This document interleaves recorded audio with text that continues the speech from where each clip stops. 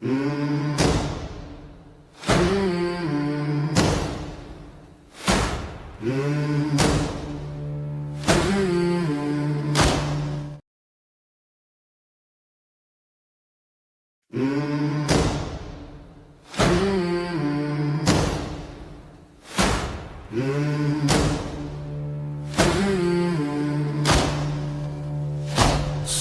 on the river where the mills once breathed. Cold iron gates with rusted pride. Hands still strong though they've been starved and squeezed.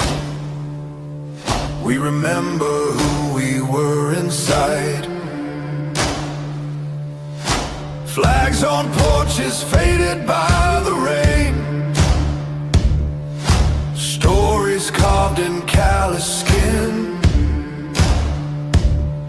They told us bow, forget your name. But the blood said don't give in. America first, say it low and clear. Not out of hate but out of love.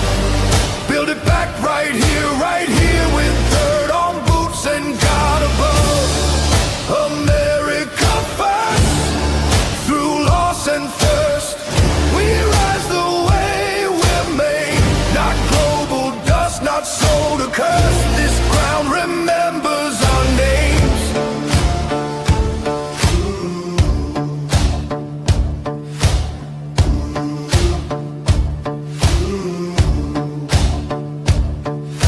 Oil lights burning under midnight skies. Ships roll heavy with honest load. Factories hum like a battle cry. Steel and sweat on a working road. Borders mean something, law means more. Citizens first, no apology. A country's not a shopping store. It's a promise and a lineage. America first, say it low and clear. Not out of hate but out of love. Build it back right here with dirt on boots and God above. America first, through loss and thirst, we rise the way we're made. Not global dust, not soul to curse. This ground remembers our names. They laughed at faith, mocked the past, tried to trade roots for change. But storms don't ask who's built to last. They only test the frame. Hear the drums in the chest of the land. Hear the truth cut through the noise. This is a line drawn in the sand by daughters and sons and voice. America first, stand and say, with steady hands and open eyes. No kings of tech, no foreign sway, no borrowed guilt, no scripted lies. America first, through fire and dirt, we carry the flame we're given. Not perfect saints, just people who work and refuse permission to live.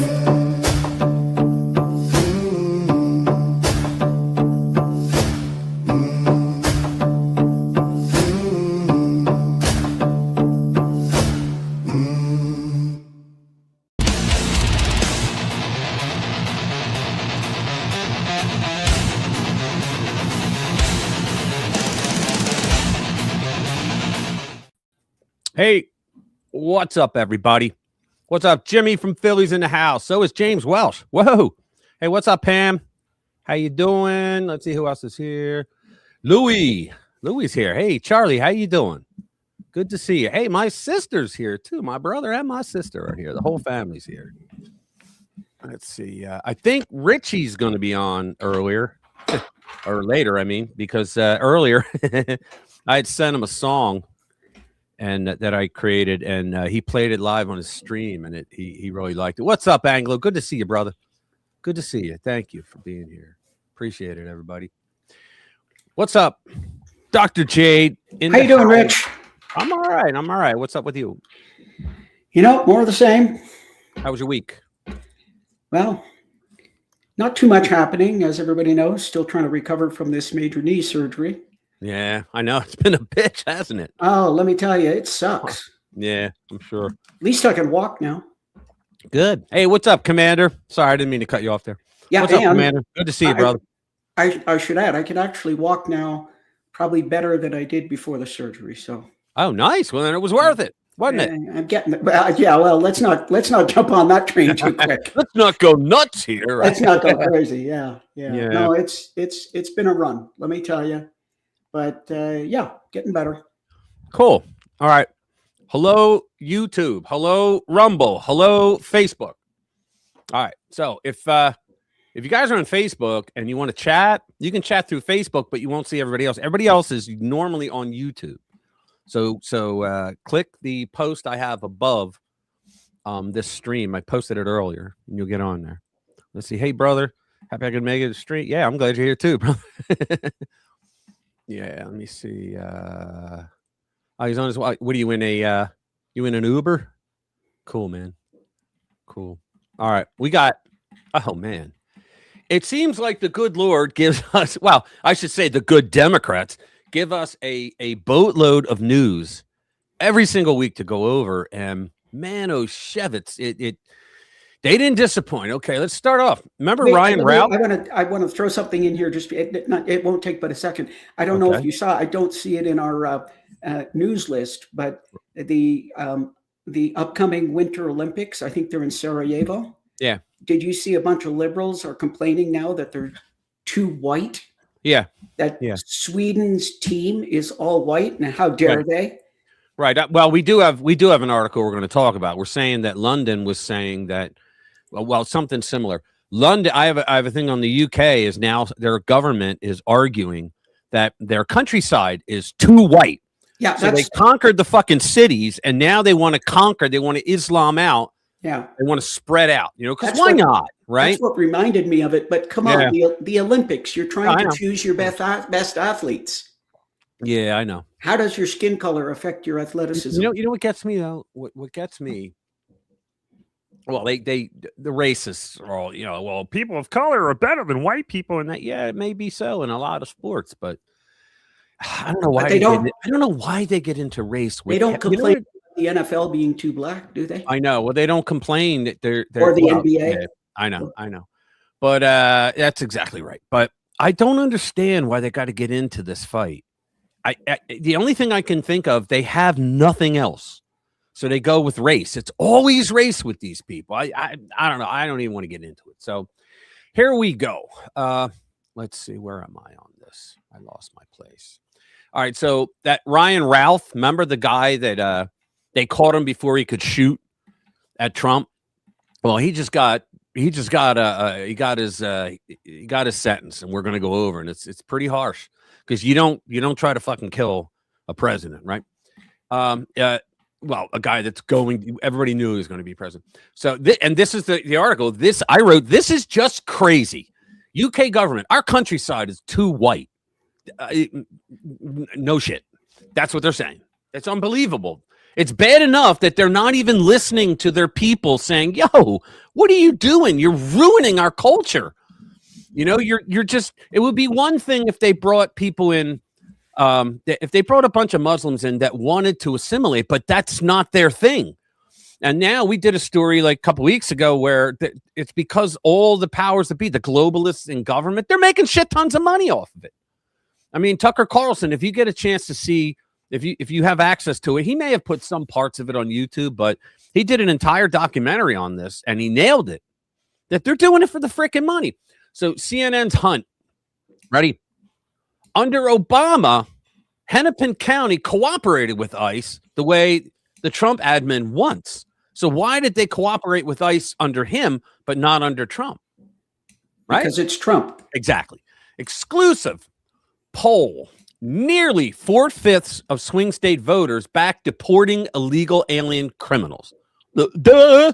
Here we go. Ilhan Omar's winery exposed as a fake shell for alleged money laundering.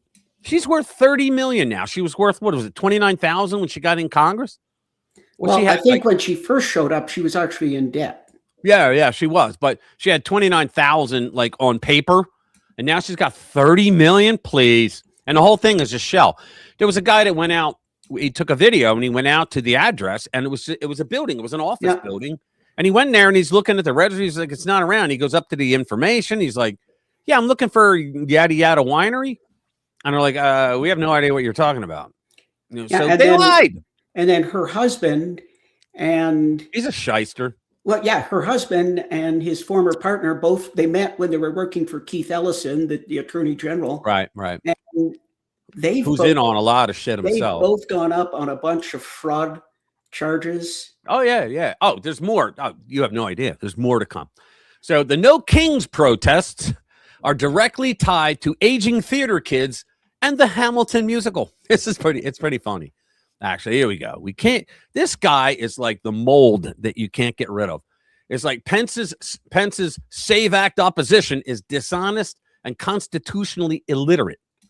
Here we go. Hillary Clinton attacks James Comer, the chairman of the committee that she has to come in and talk over Epstein hearing. Quote, if you want this fight, let's have it, she said, in public.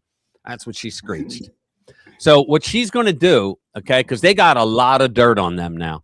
What she's going to do is she's going to come out and start naming names, and she'll trash Trump with all the bullshit. Because if you think about it, with Trump, everything they've come out with so far, the only way that they can trash him is by removing the exculpatory information. They're still doing it. Okay. Yeah, but this is her opportunity to, in public, say, no, he was in on it. Yeah, right. But no, he never went to the island. No, but she can say it. Bilbo. Yeah, well, if you lie under oath, you know what happens. So Bilbo there, and I hope they put them under oath. They have to. I don't give a shit if he's a former president and she's a former secretary of state. I don't give a shit. Put them under oath. They should be under oath, but they should. But they're Clintons. Nothing will happen. The only people that they don't put under oath are like people like cabinet members, current cabinet members, because you already went through the process to be vetted and you took your oath. So you're already under an oath. Right. So here we go. Normies, do you care when a left-wing radical was killed while fighting ICE? Good question. 5 biggest blue cities deep in the red. $240 billion shortfall hits taxpayers hard. These are great stories this week. Midterm palpitations. That's by Victor Davis Hanson, who we like. Here's a freak. Portland leftist suggests killing herself and her children to avoid an ICE encounter. Quote, death would be an easier out. You know, that looks like a really bad accident at a riveting factory. Yeah, I know. Well, you know what it looks like? It looks like a mechanical robot squatted and shit right through a fan. And it just hit her. That's what it looks like. And you see the red on her cheeks. She's still suffering from the rosacea that was caused by all the steel coming out. That's what it looks like. Yeah, nasty riveting accident as far as I can tell. Oh, yeah, I'm telling you. So here we go. This is what we knew, but now it's true. Epstein and Bill Gates discussed getting rid of poor people as a whole. Do you remember that time when there's my mug. If you want to buy it, go there. Do you remember? Got to hawk something, right? Do you remember there was a time when Bill Gates was given a lecture and he had a screen, he was pointing to places around the world, and he said, well, down here we have indigent people, poor people that can't really do anything for us. And he goes, and I think we can take care of that through vaccines. And then he moved on, and everybody went, wait, what the hell what did he just say? In other words, kill all the poor people using vaccines. And so this one guy, he was kicked off YouTube for telling the truth too much. he went by where we go one, we go all. Remember, the whole special forces thing, but it was the QAnon people. Well, this guy was into QAnon, but this guy got the receipts every video he did. I never missed a video of this guy. And what he did was he got, like, Bill Gates was involved in vaccines and all that, right? And he has no history or credibility in there. But, so anyway, so he got a list of all the vaccines, right? And the ingredients. And in every single one, there were ingredients that would kill you. There was one, I'm not shitting you, Dr. J, use your doctor stuff on this one. It was stuff that is made out of embalming fluid. Embalming fluid, what this guy said in his video, he goes, look, I looked it up. He said, this embalming fluid, I forget what it's called, but it's an embalming fluid. And he said, this literally makes mush out of your organs. He goes, and they're injecting, and he goes, and I found out any trace amount in your body could harm you that way. And he said, because that's when they embalm a body, that's what they put in there so that they can get all the stuff out, right? And so he said that they're injecting this in, like, children in Africa, South America, poor kids. I'd have to know more. Unreal. But they do use some pretty interesting chemicals as preservatives that are very toxic. And but what this guy did on his video, Jade, was he had a list of them all, and he scrolled down. He goes, look, here, I forget what it was, but it was a certain chemical, and he said, look, these are the ingredients. Here it is again. Then he went over, like, what regions they used them. They gave all these supposed vaccines to these people, and that chemical was in there. It was to harm people. So now we find out he really did discuss with Epstein to get rid of poor people as a whole, because these people, when they're that rich, billions, right? They look down on the poor as well. What the hell? I mean, I think the same thing, but I don't want to kill them. But they look down on I'm talking the pauper poor. They look down on, like, what good are they? Like all they do is take. They don't contribute anything. They don't work.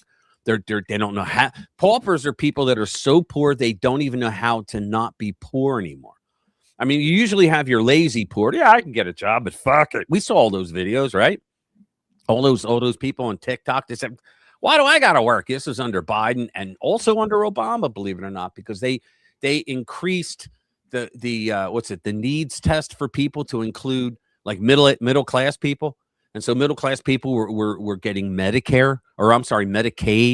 They were getting, like, extra WIC, everything to stay afloat. So, for votes, right? So here we go. Baldy here. Democrat Ayanna Presley dodges questions on multi-million-dollar wealth surge. Nothing to see here. Slay News is pretty good. But you see what's happening? They're all getting caught. They're all making millions while in. All right, RFK's HHS will use an AI tool to detect vaccine injury patterns. How cool is that? He has already done, I don't know what you think, Jade, but he has already done, I think, more for people's health. The restructuring of things, throwing the dumb stuff out, than anybody I've known. What do you think? Yeah, I mean, he certainly seems to be passionate about health. Yeah, he does. And I can't say I know everything that he's done, but just the food pyramid swap.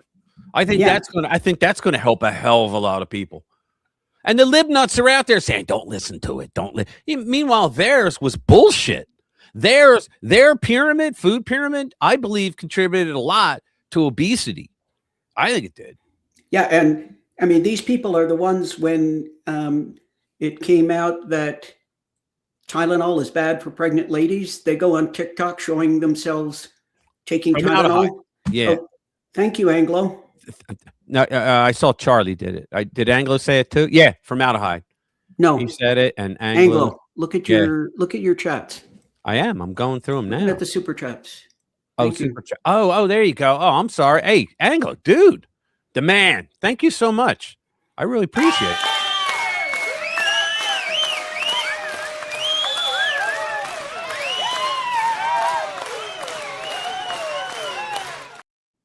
And you too can be like Anglo. Thanks, brother. I really appreciate it, man. Very, very much. I appreciate it. Thank you, bro. Let's see. Slow-mo. Hey, what's up, brother? Good to see you, man. Hey, Gina, what's going on? How you doing? So, slow mo. How long did you guys? I had to get out of that stream. He was in the stream. My son played the song that I created.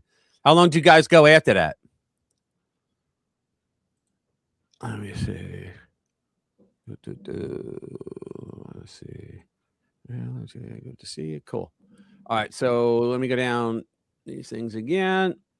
LA Mayor Karen Bass secretly altered the Palisades fire analysis to downplay LA's failures because she was running for office again.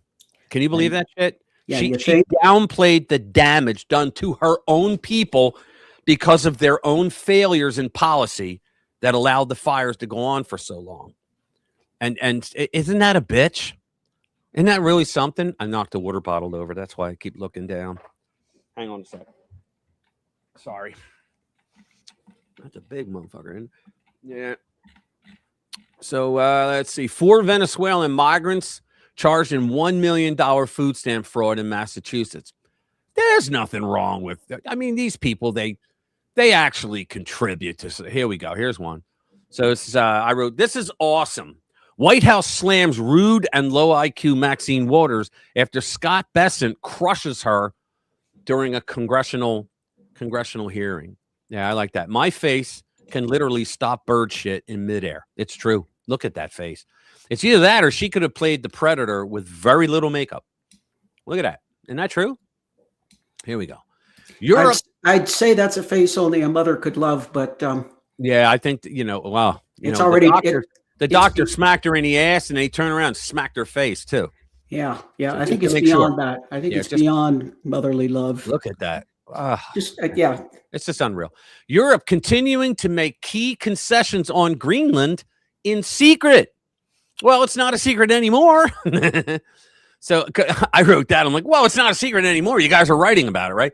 So bioweapon labs, get this, found from China, found in U.S. cities. Yeah, the latest one in Las Vegas. And these motherfuckers, I don't know if you guys know this, but China was creating. They were creating. Oh, thanks, brother. I appreciate that. Yeah, China was creating police stations in the United States, right? And what's up, Nelson? Nelson always comes in with somebody's stolen ID, and he tries to be a jerk off. But anyway, so the Chinese, they were creating. Commander, do me a favor. Take care of Nelson here, okay? Please. Thank you. I gave you the power. What's called? Yeah. So the Chinese were making these police stations in the United States, and what they would do, like they would have like a store, a store front, and then in the back they had a police station. So they would send their supposed detectives out. It was all under the belt, right? And so what they would do is they would go around and meet dissidents, like Chinese people that came here and really want to be Americans, right? They assimilated, they got jobs, the whole 9 yards. And they would go up to them, they'd arrest them and bring them into these police stations. And they would say things like, well, you know what? We know that you do the GPS work for the navigation on ships and all that. And what we want you to do is to slip this virus in so that we can control the ships. And they're like, why am I going to do that? And they're like, oh, well. And they open their laptop and there's a picture of their grandmother with a gun to the head in China. They go, do we have to pull the trigger, or are you going to do it? Okay, I'll do it. And they say that this is one of the ways. All right, man. Thanks for stopping by, brother. See you. So they say that's one of the ways. Remember that ship that hit the Baltimore Bridge? Remember that? Yeah. Well, they say that was hacked by Chinese, and see, they're doing all this shit by arresting these people that have knowledge, and they tell them, look, we're going to kill your family. Because they haven't done it to anybody else yet that has no family left over there, right? And they're saying that that's what they did for years. They were doing it, and the reason why they chose that bridge is because that Baltimore Bridge is where the supply chain goes from north to south and back. So they wanted to screw that up. Luckily, our people got it like out of the way in time for the shipping to continue, right? But they shut the engines off at just the right time, so that they couldn't steer away. They hit the pylon on the side. So I mean, the Chinese, they got to be dealt with. So there we go. Fire them all. This left-wing teachers across the country are forcing kids to protest ICE. Can you believe this? There was a woman from Pennsylvania, from a school not far from where I am, right? And she was saying the most awful things. I don't know if I'll get in trouble, but she was saying to her children. We're not talking adults in college, right? She was saying Donald Trump stuck his fingers inside, you know what I'm saying, right? Little girls and all that. And first of all, and the memes that are going around on Facebook are all saying this stuff. First of all, it's BS. There's been no criminal charges, no criminal investigations, no nothing on any of that stuff, right? And there are people who knew it for years. Well, no, they didn't, because you just made it up, right? Because what they're doing is they know that all this stuff is coming out from the Epstein files, and it's really throwing the bad guys under the bus. Hey, what's up, Leanne? Good to see you. So they're throwing all the lib nuts are getting, in trouble. And so they're trying to throw Trump under the bus because they believe Trump, when they make fun of Trump, they're making fun of all of us, the MAGA people, right? So they're just literally making shit up. And everybody goes, oh my God, he must have researched it, right? Right. And then they go and post it everywhere, and now they're making memes on it. And none of it's true. None of it's true. So let's go down. Liberals fall in love with borders, checking IDs while obstructing ICE in Minnesota. Think about that. They're now creating other Chazes in Minnesota. So they're making borders where no cops are allowed in here, right? That's what they did in Portland, right? Seattle, I think Cali, they did it too. So now they're doing it in Minnesota. So they're fighting. They want the borders open, and they don't want ICE to get people out, the illegals out, but they're doing it by creating a border and checking people's IDs. Only lib nuts. Here's Commie Pinko stuff. New age tolerance in practice is the most glaring expression of intolerance possible. This guy's pretty cool. Here we go. I go, wait, what? Company confirms self-driving cars in difficult driving situations, get this, guys, are guided by random Filipinos overseas. Yeah, you heard that right. What self-driving cars? I don't know. We're going to get into it. I didn't read it. I read hardly anything. I read with you guys. I don't think that applies to Tesla. No, I don't think it does either, because I scanned it. I didn't see the word Tesla. Illegal aliens have artificially depressed Americans' wages and driven up rents for working families. That's Besant during the same hearing where he got the low IQ Maxine. New questions erupt about Justice Ketanji Brown Jackson's integrity after appearing at leftist Grammys. The things that she said.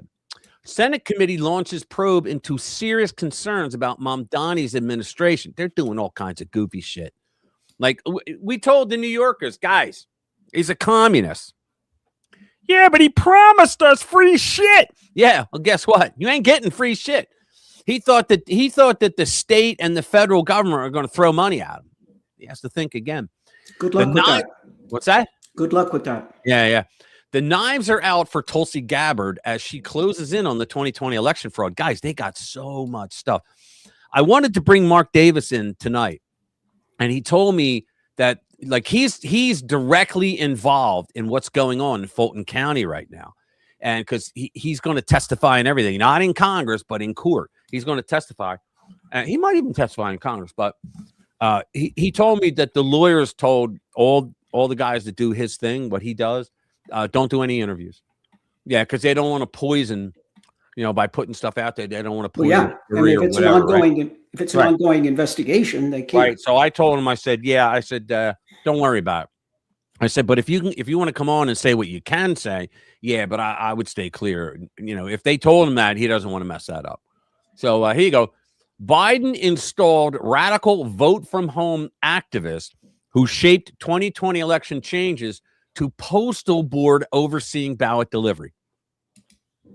There you go. Now, I did a story back in 2016, or no, it was 2020. Yeah. It was about this guy. He lived in Philly, but he worked in New Jersey and the Philly area for the Democratic Party. He was an operative. And what they would do is they paid the postmen. They paid them off. And they said, give us the votes, the ballots. And what they would do is they would take the ballots and they'd use a steamer to undo them.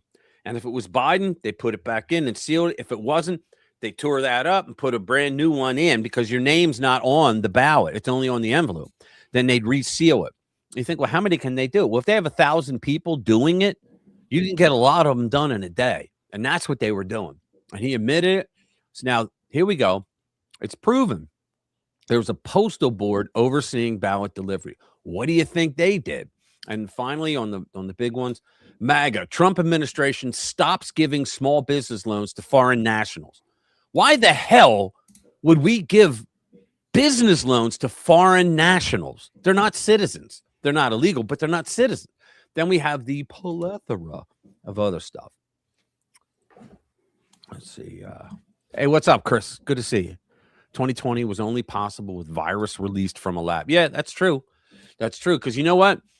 It exacerbated their way to cheat because they cheated the same way, except this time, like before, what they would do is they would check the rolls and they would say they throw the voter database, the address and the names against the postal service, their database. And because you can do that. And then they do it against Social Security. So Security told them if the guy died and the postal service said, did they move out of the state? Right. Well, for everybody that died or moved out of the state, they had a new voter. And so that's why they sent 1 million ballots out. Everybody got one, right? So they would have someone that would like show up outside. What's up, Willies? What's up, brother? They would have someone that showed up outside the house and say, "Oh, thank you, mailman. I'll take that." And then they filled it out and mailed it in. They did this all throughout the country. I mean, it was crazy, and that's why they wanted it. And this time they couldn't. They did it again for 2020, but the problem is, all the red states, and states that had a red legislature, but the governor they got them through. And so what happened was they got too many election integrity laws in order to get that shit through again, which is why Trump won so big. But guys, they're finding out more and more stuff of what they did in 2020. It's amazing. Yeah, but I've said it before. I'll say it again. It was actually ended up being the biggest gift. Oh yeah, I know. Oh, it was. Abso-freaking-lutely. Let me see, what can we do? All right, here we go. Conservative brief, which I think Dinesh D'Souza has something to do with this because he's always posting on conservative brief links. He doesn't do many others. So I think he may own this or have a piece of it, whatever. Would-be Trump assassin Ryan Routh learns fate, court ruling. Federal judge on Wednesday, this is the guy that tried to shoot, the crazy guy that tried to shoot Trump from the golf course, right? And he wasn't able to get his weapon up in time because they got him. Cops got him. Well, it says here, a federal judge on Wednesday sentenced Ryan Routh, 59, to life in prison plus an additional 84 months for his role in 2024 attempted assassination. And then former president and GOP nominee Donald Trump, federal prosecutor, said. So he's going to die. And I'd hate to be the people that got to be around this prick for 84 months after that. Holy Mac. Can you imagine it? So Ralph was convicted by a federal jury in September 2025 on 5 felony counts, including attempted assassination of a major presidential candidate. I didn't even know that was a law. Personally, I think they made it up, but I don't care. Assaulting a federal law enforcement officer and multiple firearms offenses in connection with the September 15, 2024 incident at the Trump International Golf Club, West Palm Beach. We don't even need to know the rest because we know how that came out. Okay, so let's go back. Spoiler: I know how the scene ends. How the what? I know how the scene ends. How? Spoiler: scene ends. They catch him and he goes to jail. Oh, there you go. Okay. Hey, what's up, Ludwig? Good to see you, man. Thanks for being here. Oh, is Linda here? Let me see. Yeah, Linda's here. Hey, Linda, how you doing, girlfriend? What's going on? Let's see. Who else is here that I missed? If I missed you, I'm sorry. I love everybody that comes here. Let me see. Yay, Mark. Yeah, Mark's he's really into it now. I'm really happy for him. He wanted to do an article for the Federalist because he's a writer there, but they were like, yeah, you got to hold off for that too. But he'll tell all. And he told me that we'll be first in line to tell all when he can. Because there's a lot of behind the scenes stuff that we're not learning about. So, all right, so let's go down. Here you go. This is for our UK friends. Is everybody here? Our UK. I'll wait for this one because you guys want to hear that the way it's written. So here it is. Let's do this one. Breitbart News, Mr. Reagan. All right, CNN's hunt under Obama. Hennepin County cooperated with ICE the way Trump admin wants them to. So here we go. On Wednesday's broadcast of CNN's The Arena, host Katie Hunt, insert joke here, said that Hennepin County, Minnesota cooperated with ICE by allowing access to the county's jail during the Obama administration, even letting ICE talk to people in the jail. And the policy has clearly been under a Democratic president what now the Trump administration is asking for. Now, you know this is because they didn't believe Obama was really going to deport them. They didn't believe it. Because Obama told his judges, his immigration judge, you opening something? Okay. Yeah, don't worry about it. I know it makes an awful lot of noise on your mic. Sorry. But yeah, like that. Like that? Yeah, like that. But yeah, so Obama, like immigration judges are not in the judicial branch in the United States. They're in the executive branch.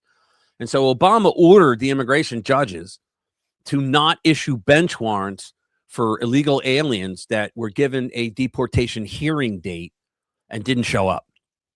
Yeah, you know how many showed up? Wish in one hand and shit in the other. See which one fills up first. So none of them, not a single one ever showed up. So while speaking with Minneapolis Mayor Jacob French Fry, Hunt said, quote, "It is worth noting that during the Obama years, the Hennepin County Jail actually had a policy where they let an ICE agent keep an office there, wow, and allow them to talk to immigrants. So the policy has clearly been under a Democratic president.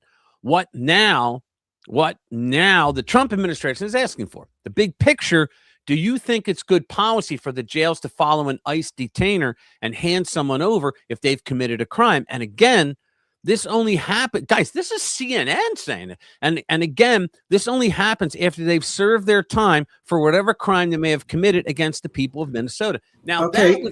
that was a great question. Okay, is this like a duh question? Well, no, I think it was, correct me if I'm wrong, I think it was opposite day at CNN.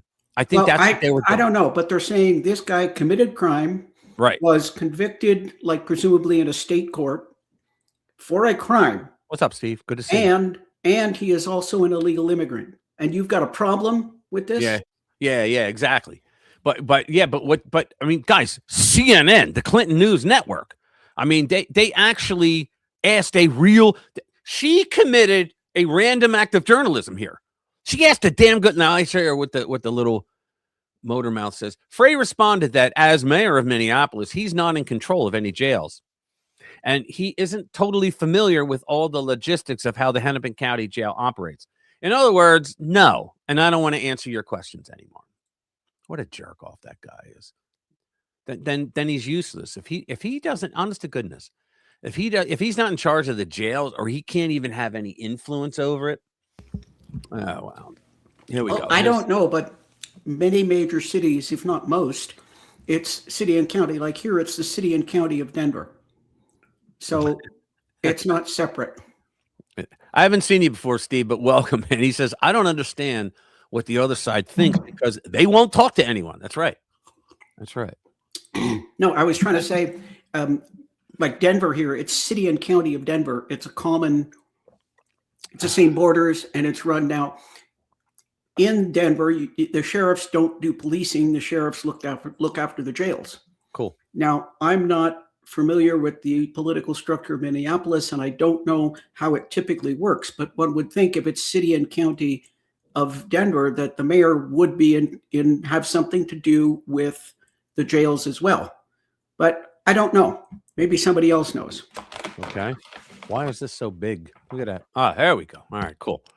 So here we go. Exclusive poll. Nearly 4/5 of swing state voters back deporting illegal aliens. So it's always been over 70% of America. Over 70% going back to 2018. They want them all gone. Okay? All of them, not just the violent criminals. They want them all gone, right? And today, 2025, because they haven't taken the latest poll, says, I think it's 95% of Republicans, and I think it's 71% of Democrats. Only the extra chromosome Democrats don't want them deported, but 71%, they want them gone just as much. And I think Black Americans is like 62%. Guys, that's slapping Chuck Schumer in the face and Hakeem Jeffries, right? And yet they're out there saying, "Oh, this SAVE Act is Jim Crow." Did you see that stats guy on CNN where he was? Yeah, that's who we're going to play. That's who I think they have. And I don't know if you saw the clip from Five Harpies in a Table. Yeah, I did. Where Anna Navarro is saying, "Well, look, why don't they just, instead of doing raids on the streets, why don't they just go to the jails and pick these guys up where they know where they are?" And the guest on there, the look on his face, and he says, "Well, I agree. You've just described an ICE detainer." Yeah, exactly. Exactly. Let me see if I can find him. Hold on.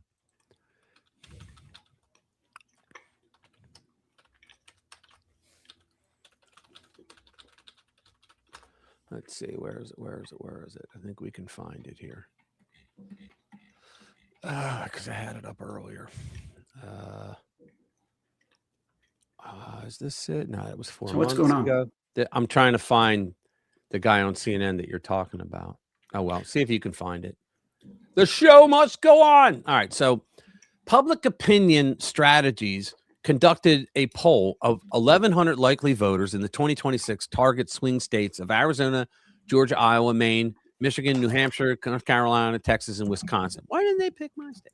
The survey found that voters strongly backed Trump's moves to immigration enforcement. I'm going to tell you something, guys. I think all 3 times Trump won, it was because of his immigration stance. Mostly. It was mostly the immigration thing, because a lot of people understood right away that illegal immigration causes most of our problems, because it eats up money and resources. I mean, yeah, there's going to be crime with them, but the crime is really when they eat up all the resources of a city and they didn't pay anything into it, right? Like, you got people that depend, like in Chicago, they were mostly pissed because Brandon Johnson was using all the money that they paid into the coffers through their city taxes, and he was doing it to put the illegals up in hotels. Every Democrat mayor should have grew a pair of balls and told Joe Biden, "Go F yourself. We ain't taking them in. All right, go F yourself." You know, and Biden administration kept trying to blame Abbott, but Abbott was like, "Well, we get over 10,000 a day.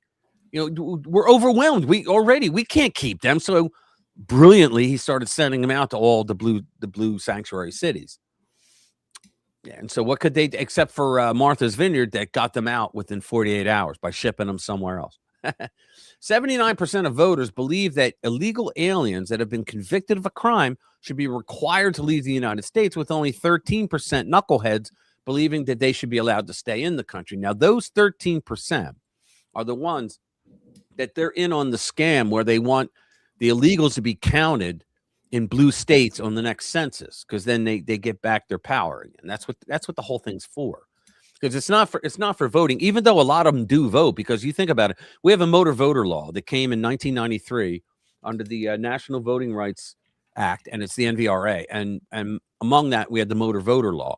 And so when Democrat jurisdictions like suddenly started allowing illegals to get a driver's license, well, motor voters didn't say unless they're illegal, right? Because the Democrats never put that in there, that you have to be legal, because they weren't giving them out yet to illegals. And I remember Hillary Clinton in New York, when she was a senator, she was complaining on the air saying, "Well, we have to know who they are if they're here." It's like, you bitch, really? So you want them? Well, the reason why is because then they would hand you a voting registration form, and they filled them out. So, quote, "This is a broad consensus viewpoint. No voter group tested in this survey believes that illegal immigrants convicted of a crime should remain inside the United States. The voters believe the primary immigration enforcement focus should be on human traffickers, 26%, and public safety threats and criminal organizations, 23%, drug smugglers, 7%. He pretty much cut drug smuggling down to like 1% now. they're getting through like places where, you know, they normally didn't come through, and they made their way through the fence. But They're coming. There's more of them coming through Canada now. Yeah. Employers who hire unauthorized workers, 6%. Recent unlawful border crossers, 1%. See, they're down to 1%. And visa overstays, 1%. About 1/3, 34% said all of the above should be the top priority. That's what I think. They're saying, well, you're taking people who are here that haven't committed a crime. Well, they committed a crime by coming in. It's a misdemeanor. A misdemeanor is not a crime. Assault is also a misdemeanor in many jurisdictions. Should they not be in trouble? Just ask people, oh, it's a misdemeanor. It's a misdemeanor what? Crime. Misdemeanor crime. Yeah, exactly. You got it. I mean, that's crazy town, right?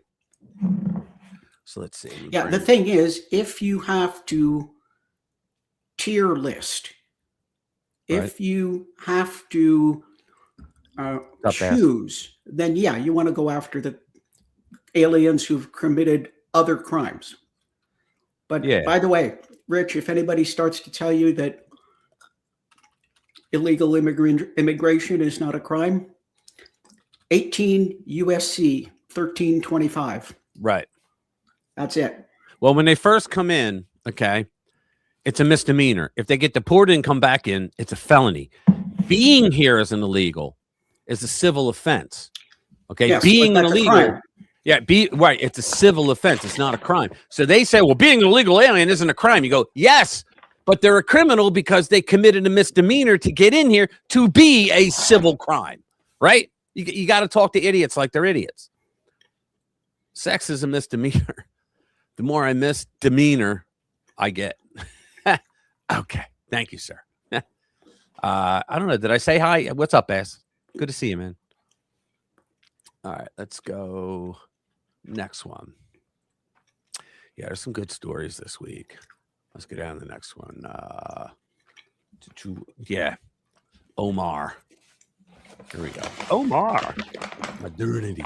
All right. Ilhan Omar's winery exposed as fake shell for alleged money laundering. They're all into it. They're all on the take. Damning on-site investigation has revealed that the winery co-owned by Ilhan Omar's husband is nothing more than a phantom operation fueling suspicions of fraud amid scrutiny of her skyrocketing wealth. Now, you know that they are frantically behind the scenes paying people off in their state governments to fake the paperwork going back in time, right? You know that's what they're doing, right? Angela Rose, the journalist behind the probe, visited the listed address in Santa Rosa, California, only to discover glaring discrepancies that point to a shell company. Let's take a look. So let's see. This is Suite B. Again, that is the address where Ilhan Omar's winery is. You can see that a different winery is here, Punch Down Cellars. What does this note say?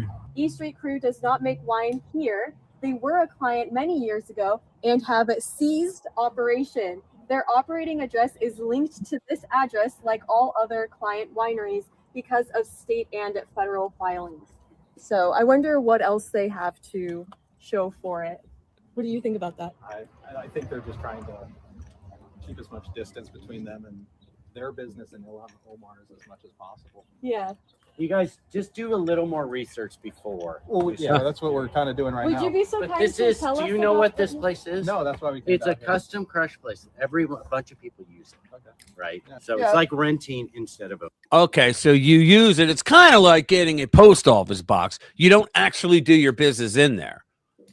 So where's the winery? You're supposed to list where it's at. You can't list it as that. You can do that like when you get an LLC or a corp. You can put a place like I do with my LLC, but you have to tell the state where that people can't find. You have to tell the state where your actual business is run from, because if somebody wants to sue you and you're not answering your mail at your forwarded address, then they have to be able to know where they can get you. So he's full of crap. Yeah. So, I see. so there's like about 40 of us in here Okay. making wine. Yeah. It's So we're just trying to like just figure out what is really going on. We see that next time just call because there's nothing going on here. So. The pastor told Well, that's us exactly right. There's nothing going on there. Punch Down Cellars makes wine for 14 different They don't make wine. They're precious. people. Crush it and you hold it We for 'em? no, we winemakers make wine in the same facility. Oh, cool. So- Which, because my family, we've been part of like members of like certain wineries and stuff. So is there like a high end brand that you guys like hold for or anything like that? No, I don't own the place. Okay. I'm just one of the winemakers Okay, here. cool. And there's a bunch of us Yeah. under one roof. And he felt obligated to come out and yell at these people. Awesome. That's all. What Yeah, was the and- winery's name? If you listen to this guy, it's like these 40 winemakers are in there, but they don't really do anything. Right. They don't make wine there. They run their business. No. Well, listen, they don't grow the grapes. They buy the grapes from somebody. Right. And maybe they do the crushing, but then No, I don't think they do. I think it's And- an office building. but they farm all this stuff out and they have somebody else do the bottling and labeling. Yeah. I think So- it's just I think it's just it's like with realtors, right? A lot of them will have a realty company and they go in and they rent a space, right? They go and they rent a space, but that's their space that they're renting and they're doing business there. They're not selling homes and buying homes inside that space. That's Yeah. what these guys are doing. No, but this is even different because they do very little of the actual winemaking. Yeah. They don't grow the grapes. They I don't know if they do the crushing, but maybe they arrange to do the fermenting, but Yeah. bottom line is they do very little actual production, not just Ilhan Omar, but all of them. And the interesting thing about Omar's winery, I heard somewhere that it was the only haram winery, and I'm thinking to myself, wait a minute, what's wrong with that? Muslims Muslims aren't supposed to drink. Yeah, so Right. you've got a haram. Say, well, my husband winery? owns it. You Yeah. racist bigot. You know, that's But what how she'll can you say. call it a haram winery? Right. Muslims don't drink alcohol. I know. What's up, Vamps? Good to see you, man. Thanks for coming. Yeah. Who else is here that I missed? Okay, cool. Yeah, I mean, it's crazy that she's going to get away with this too. Let me get rid of that. She'll get away with it. She went from 29. Well, she went, like you said, in debt to 29,000 for the year, or actually for her net worth, and now 30 million. It was 5 million, then 25, now 30 million. Come on, please. Yeah, she's not gonna have anything happen to her like everybody else. They're all. It's very incestuous, and Yeah. you know she must know where some of the bodies are buried. Nothing will Exactly. happen to her. So here we go. Pence, that piece of crap. The thing that I don't like about Pence was that he said on J6, he said, I was just here for formality. I didn't have any authority. I was like, you're the vice president, which makes you the president of the U.S. Senate. You absolutely had a freaking role. It wasn't just a formality to certify each state. If someone had a complaint and they had a signatory on from the House and the Senate, you're supposed to move forward. You didn't, because there were plenty. Because I think Ted Cruz handled several states, and there were some people in the House that went with him on it. So they met the criteria. He didn't do it. Yeah, but He didn't do it. You know what I like? You know what I like about Mike Pence? Nothing. Nothing. Yeah, nothing. What I like is that he's out in the wilderness now. Nobody wants to talk to him. Mike, pick me. Pence's opposition to the SAVE Act is dishonest and constitutionally illiterate. All right, for those of you who don't know overseas, you guys, the SAVE Act is the law that we're trying to get that will force states to come up with their own laws, because Article 1, Section 4 says that states have the right to do laws. So they're not telling you, well, this is the law you have to find. They can't do that. But they are saying you have to come up with your own law that you will get your people to, when they register to vote, they have to show ID. We're sick and tired of this bullshit in this country of people cheating. And so the left is up to their normal BS where they're saying, well, it's racist because black people are too stupid to know how to get an ID. That's what they're saying. By the way, vote for me. You know, that's literally what they're saying. And they're saying it's racist, that it's voter suppression. Actually, election integrity laws have proven in every state that's done them that they make it very much easier for anybody to vote, but harder to cheat at the same time. And yet they can't stand it because that means game over for them if they can't cheat. That's the only way they win elections anymore. Pence felt the need to slither out of political obscurity to finger wag at people who actually want to safeguard elections against non-citizen voters. He probably thought there's enough Democrats and a bunch of rhinos too that don't want this, because the rhinos are Democrats. They're like the Republican wing of the Democratic Party, if you will. And so he thought, man, if I can get enough of them, maybe I can beat J.D. Vance in 28. You know, that's what he's thinking. Former Vice President Mike Pence really wants you to think he is a principled man. He really goes on and on about how he, seemingly alone, stands for those bedrock conservative values that made this country great. His foundation, Advancing American Freedom, even boasts the conservative movement lives here. Wrong. The establishment rhino movement lives there. He's a constitutional conservative to his core until he isn't. Right. Bingo. Let's take election reform. The SAVE Act, the main provision of which is so overwhelmingly popular. I just told you guys how popular it is, right? With normal Americans, that it's only natural that the denizens of the Washington swamp oppose it with near religious fervor. Has stalled in the Senate. Why? Because you got some rhinos that are thinking of voting against it. Guys, if that happens, they're going to cheat their asses off all the more. The bill would amend the National Voter Registration Act of 1993. It was Mark who turned me on to what that was. And I read it and I was like, holy shit, really? To require documentary proof of citizenship to register to vote in U.S. elections. It was the Democrats in 93 and Clinton signed it into law, okay? The National Voter Registration Act of 1993 makes you think like, okay, well, they come up with rules that are rigid. Right? Bullshit. Among other things in there, what it does is it forces all 50 secretaries of state, 50 states, 50 secretaries of state. Secretaries of state, they run elections in your state. It forces all of them to not purge certain types of voters from their rolls for about 10 years. I believe it's 8 or 10 years.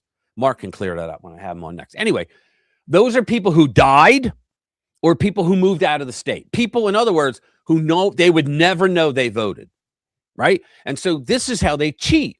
If you have 10,000 people that move out of your state, right, or moved out of the state and died combined, right, the people that moved out, the people that died makes 10,000. You got 10,000 new voters because that's what they do. They confiscate their information. They get a mail-in ballot sent out. They say, oh, I changed my address to this address. All 10,000 go to the same address. Nobody knows, right? This is what they do. And so this way you have to show an actual ID to get in. And they would ask for every kind of ID. Plus, I think most states already say, look, if you want an ID to be able to vote, we have an ID. And if you can't afford it, like a state ID, it's like a driver's license, but not a driver's license. Looks like it. But if you can't afford it, they'll give it to you for free. Yeah, but I can't get down to get it down. No, we'll do it at your local post office. Yeah, but I can't. Guys, shut the fuck up. That's what the answer has to be for all these people. Pence, ever worried about norms, felt the need to slither out of political obscurity to finger wag at people who actually want safeguard elections against non-citizens and their leftist beneficiaries. He posted a statement on X to that effect. Election reform is a national imperative, but under our Constitution, election reform must be taken at the state level. Yes, we already covered that. Ready? Our founders limited Congress's role in conducting our elections for good reason. They wanted elections to be administered closest to the people, free from under influence of the national government. Exactly. And Trump's not writing the law for them. All right. The SAVE Act does not write any law for the states. The states come up with their own laws. That's the rub, right? So for those with your pocket constitution handy, go ahead and whip out that bad boy and look at Article 1, Section 4. I always talk about it and give it a read. If you happen to have forgotten it today, for shame, here's what it says. The Times, this is the most important part, what he has here. In the times, places, and manner of holding elections for senators and representatives shall be prescribed in each state by the legislature thereof, but the Congress may at any time by law make or alter such regulations except as to the places of choosing senators. Now, they misspelled it because the founders, as brilliant as they were horrific spellers. That may have been the way they spelled it back then, though. Well, no, they were horrific. You know where we got the term okay from? Yeah, you're okay, man. You know where we got that term from? It was from Thomas Jefferson. He was a captain in the army, but he was in charge of inventory. And he used to have to write, he had a list of all the inventory. He would go around himself, the captain would go around, and he'd write okay, meaning it's okay. We got them all. And then he got tired of it. But it was actually, he wrote okay because he misspelled. He used to write all correct. That's how he wrote it. You were supposed to write all correct. But he wrote O-L, then C-O-R-U-C-T. That's how he spelled it, right? So then he got tired of writing all correct. So he just wrote okay. I mean, it was K-O-R-U-C-T. So he just wrote okay, right? Because they were terrible spellers. I mean, and there's no such thing as inalienable rights, right? They got that wrong too, but I don't care because they were brilliant otherwise. I added the emphasis there in case Pence misplaced his reading glasses. Yeah, it's true. As Senator Mike Lee pointed, and now let me explain, guys. The reason why they have this exception is because things like when Democrats became as racist as fuck against Black Americans, okay, and they created all the poll taxes and all those tests that you have to like voting tests and whatnot that they knew they couldn't pass because the questions were ridiculous, right? When they did all kinds of stuff like that, that was done by their state legislature. Well, the federal government realized that they were doing it intentionally to stop people. And our Constitution actually guarantees every state a Republican form of government, which means that they get the right to vote for the people that they want to represent them. I mean, even a freaking democracy says that, right? And we don't live in a democracy, thank God. The founders were terrified of a democracy. You know, because we would have never, I mean, it would be mob rule, right? Nobody wants that, right? Because a democracy never protects the minority, all right? It only protects the majority. And people make the jokes, you know, it's two wolves and a sheep deciding what's for dinner. Mine is always, there's three guys, two of them just voted that they get to keep everything the third guy owns and beat the living shit out of them every Friday. That's democracy, okay? With a constitutional republic, everybody's protected because everybody supposedly has to live under the same rules. Okay. So sometimes when the states do things that are just so outrageously, blatantly wrong, the Congress can step in and say, whoa, wait a minute. We're going to make a law. How do you think they have all these laws, you know, on election issues like the Voting Rights Act? That was federal. How do you think they did it? Because of this clause. All right. So they had the absolute right to do this. So as Senator Mike Lee pointed out in a rebuke to Pence's statement, quote, the NVRA, which SCOTUS has wrongly, and I would love to see him on the court, wrongly interpreted to prohibit states from seeking proof of citizenship. That was John Roberts. When registering voters under the NVRA, even when it believes non-citizens are registering, makes the Save America Act necessary. It's a solution to a distinctly federal problem created by existing federal law, not an infringement on state authority. And because here's what's going on. It's only for federal elections. It's not for state elections. It's for federal elections. This is how the libnuts say, well, we're going to allow illegal aliens. We're going to allow undocumented Americans, that's what they call them, to vote in our local elections. Because you had that almost right. It's not undocumented Americans. It's undocumented Democrats. Yeah. Well, that's it. Well, I always say it's unregistered Democrat. That's what an illegal is. It's an unregistered Democrat. So what we've learned is that when they're on the voting rolls, they get flipped over to the federal side. Because if you're voting for president, you are also voting for your member of Congress. Now, those two are federal, yes, but you're also voting for local stuff as well in many of these national elections. All right, you're voting for a sheriff. You're voting for school board members, right? For your local state judges, right? Okay. Your municipal judges. Question for you, and neither of us are lawyers, but sure. Does Article 1 give Congress authority to control election of senators and Congress critters? Yeah, what it says, they can't, yes, but they said that it can't, well, I'm sorry. No, the only thing is, or is it just they president? have this right by this line here. Okay, they may at time, but they can't pick the place where senators are chosen. Now, why did they put that in there? This is a good lesson, because the way the Constitution was originally done before the 17th Amendment, senators were not voted on by the people. Okay, they were voted on by delegates inside the state. And here's the reason why. The House was supposed to be chosen directly by the people. Okay, because the people matter. This is why, and yet senators were chosen by the state, which is why the 10th Amendment says that after it gets through saying that the laws of the United States are of the United States, but anything outside of that belong to the states or the people respectively. Okay, and they meant the senators or the members of the House. Now, the senators, the reason it was brilliant the way the founders did it, but the Democrats didn't like that. So when they had all the power, they created the 17th Amendment to make them directly elected by the people. Now, here's why the founders didn't want that. Because a senator wouldn't, under their original rule, would not be beholden to Washington, D.C. They would be beholden to their state. So if they were not voting according to the benefits of their state, the electors, the delegates, they had the ultimate authority to say, hey, schmucko, you're out. We're putting someone else in. That's what they, at any given time, that's what they could have done. So if you were a senator and you went to D.C. or wherever they chose to have the district, then you had to represent everything you voted on. You had to fight for your state. And that's the way it should be.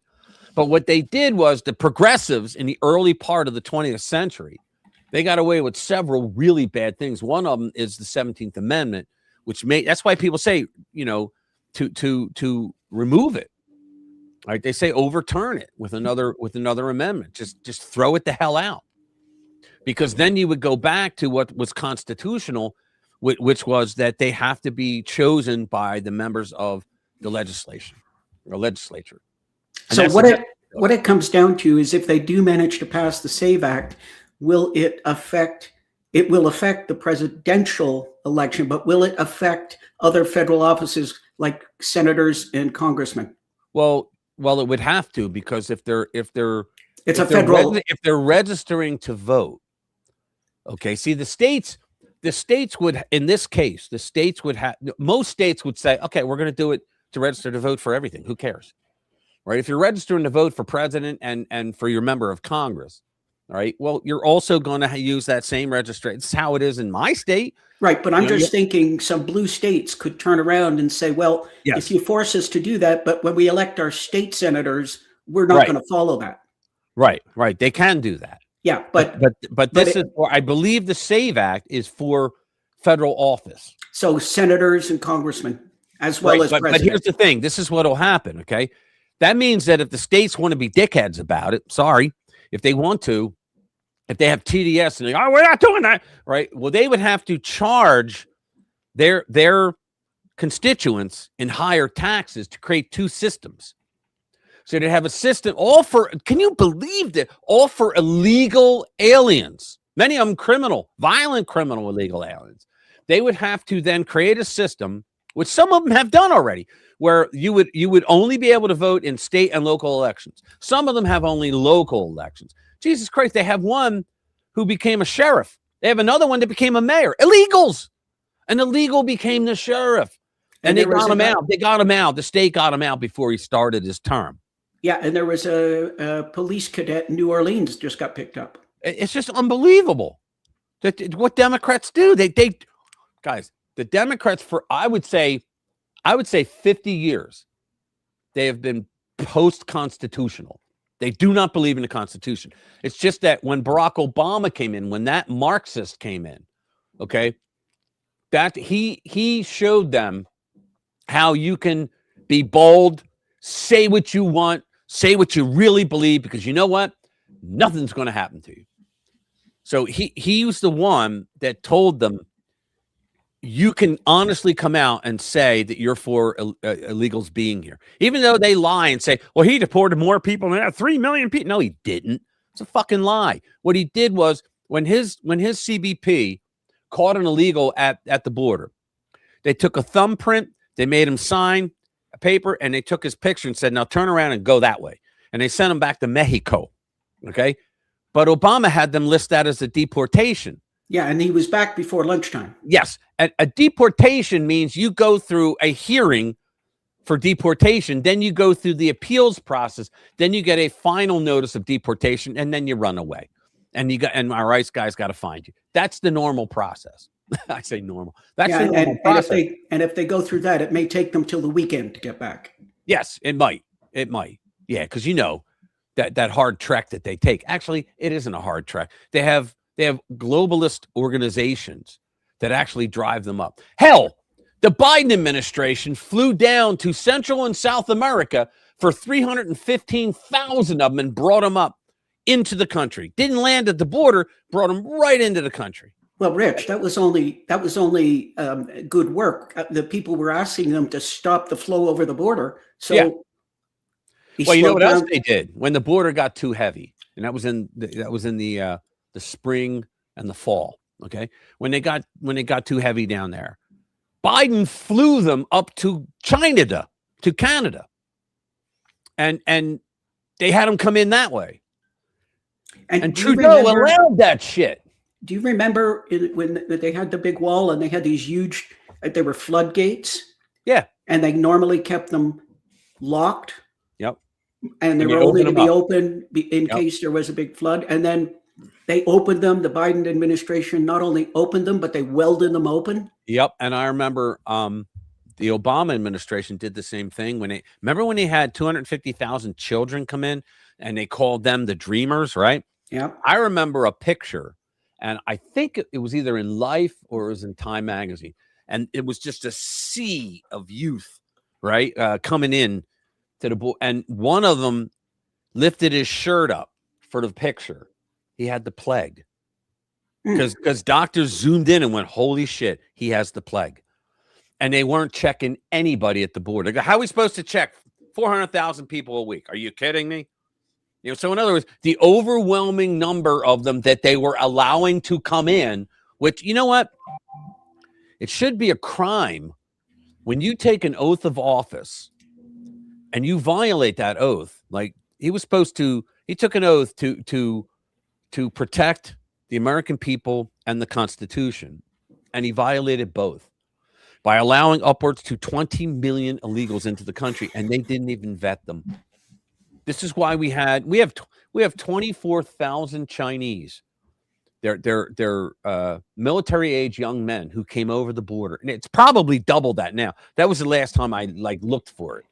I went on Epoch Times, whatever. I went on there and looked for it. I haven't looked since, but at the time it was like 2023. It was like 24,000 of them were here. Why? Why were they here? To do shit. They were supposed to be sleepers in the United States. Did you know Peter Schweitzer has a new book out, right? And it's about the illegal immigration game that's being played. Here you go, guys. Just hold on to your hats. You ready? So Mexico, all right, let me put it this way. England and China, respectively, have 6 consulates each in the United States. The United States is pretty big. 6, it's a good number, okay? Mexico has 56 or 59. They have 59 consulates in the United States. Why? They're right there. Why do they have to have that many consulates? Do you know why? There's not many people. No, because they're look, in the politicians of Mexico. All right. Hey, what's up, Special K? Good to see you, brother. Thanks for being here. In Mexico, you ever hear of La Raza? La Raza? Mm-hmm. All right. It means the race. And what their sole mission is to take back Mexico from California, Arizona, New Mexico, and Texas. Okay? California. Did you say California? Yeah, I said California, Arizona, New Mexico, and Texas. Okay. So what's going on is they think that that's still their land. It isn't. Spoils of war. Sorry. You declared war on us. We fucked you up. We took your land. And as a matter of fact, at first we took all of Mexico. And then we said, yeah, you can have this. So what is Mexico today? We gave back to them. We didn't have to. It spoils of war, man. And we didn't have to. So we kept what we kept, right? And now all the people in Mexico wish they were here because much better life. But anyway, so you have a Mexican senator. This is no shit. A Mexican senator who votes in the Senate there, right? Is living in Illinois. Why? Well, because he's the one that's funding and organizing all these anti-ICE raids in Illinois and surrounding states. Okay, you have a lot of them that are in California that are doing the consulates. They're all fighting to get Mexico back, and they're doing things. The Chinese are even worse, guys. Ready for this? Every single, and this is why now you're going to know. Hey, what's up? Hey, my son's here. What's up, Richie? How you doing, brother? Son, not brother. That would be weird. Thanks for being here, man. So the Chinese, what they've been doing, I don't know if you know this, Jane, but the Chinese, for the last 15 years, they bring 10,000 at least couples to the United States. They have a child, and when the child's born, they get the paperwork to say he's an American citizen. This is why Trump wants to get rid of birthright citizenship, because it's not right. It's illegal. It's against the 14th Amendment. So what happens is they get the child's born, they immediately go back to China, and the kid he grows up under the CCP system, the Chi-Com system, right? So what happens is when the kid's 18, he can vote. Do the math. 10,000 a year for 15 years. That's how many people will come back and vote because they have the right to vote. Now, if the Supreme Court rules the right way and we win on Trump wins on this, they can't invade us that way then because it was illegal. And I think it should be, and you know what? If they say, well, you can't grandfather it, no, you can't grandfather them in because it was never legal in the first place. Hey, Rich, for fun, share my screen. What, here in front of everybody? Okay, here you go. Add to stage. Hold on. Before presenting screen, remove the media. Oh, okay. I have to take this one out. Hang on. Stop sharing. There we go. Okay. There you go. You got it. That's what it used to look like. You will notice. And I don't know if you can see my pointer here.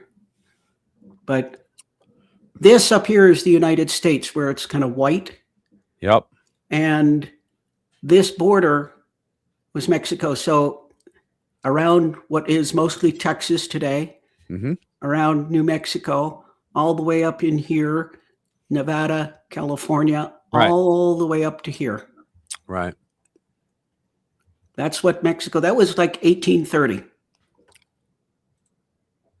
Yeah. So there you go. Cool. Yeah, that's good. All right.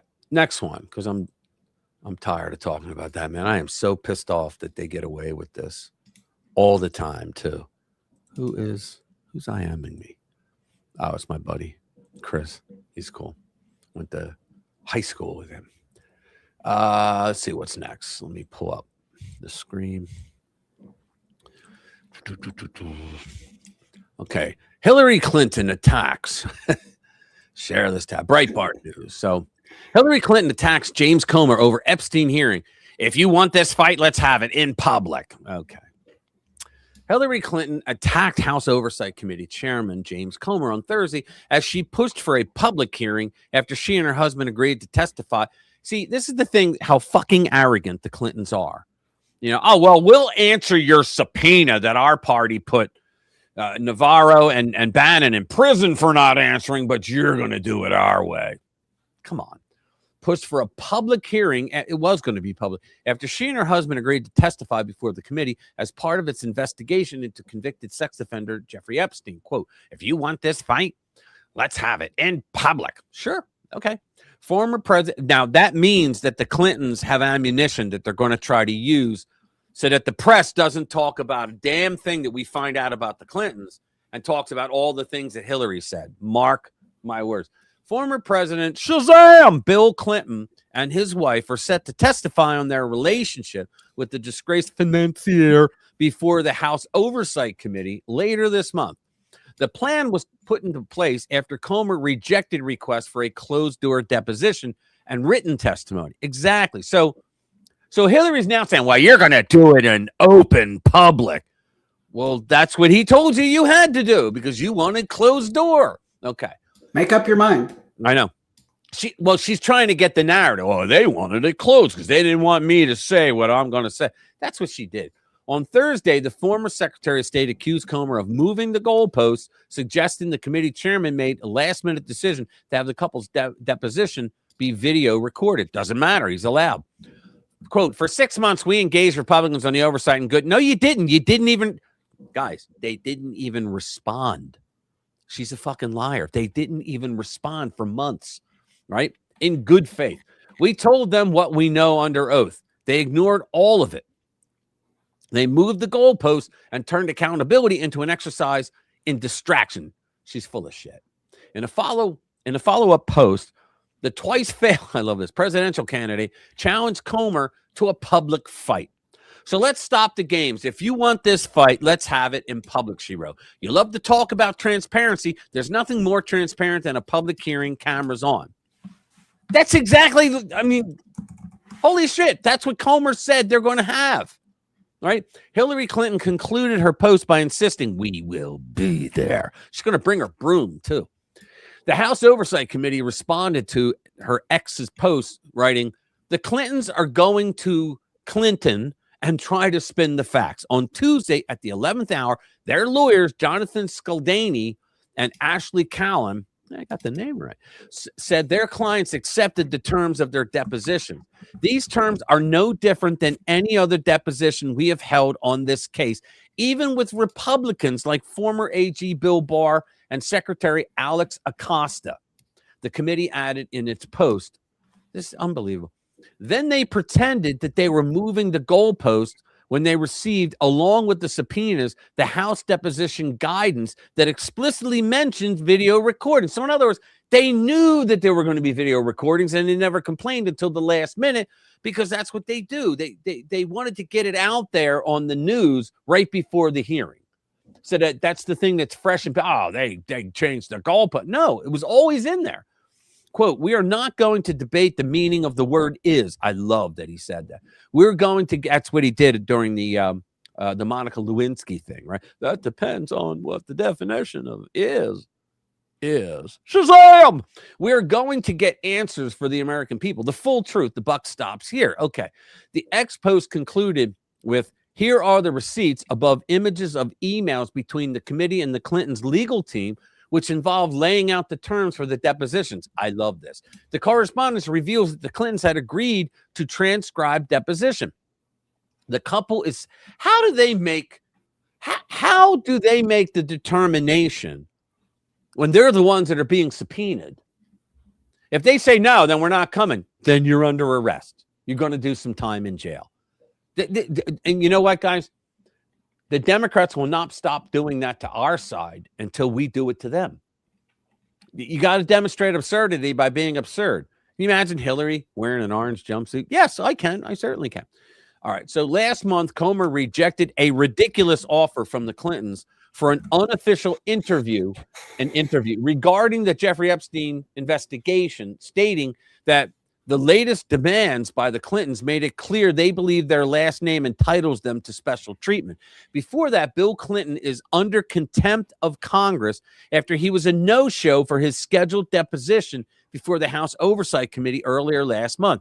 So they could literally put him in jail. Now, they won't because he's a former president. Hillary, though, was not. She was twice not a president. Hillary Clinton, meanwhile, has also defied the bipartisan subpoena, skipping her deposition. She should go to jail for a little while, even if it's a weekend. Maybe put her in a men's... I won't say. In December, Breitbart News outlined the Clintons' ongoing resistance, noting that they had declined multiple offers to schedule live testimony and instead offered sworn written statements. I'm going to tell you what's going on. They wanted time to brainstorm with their lawyers how to get around everything.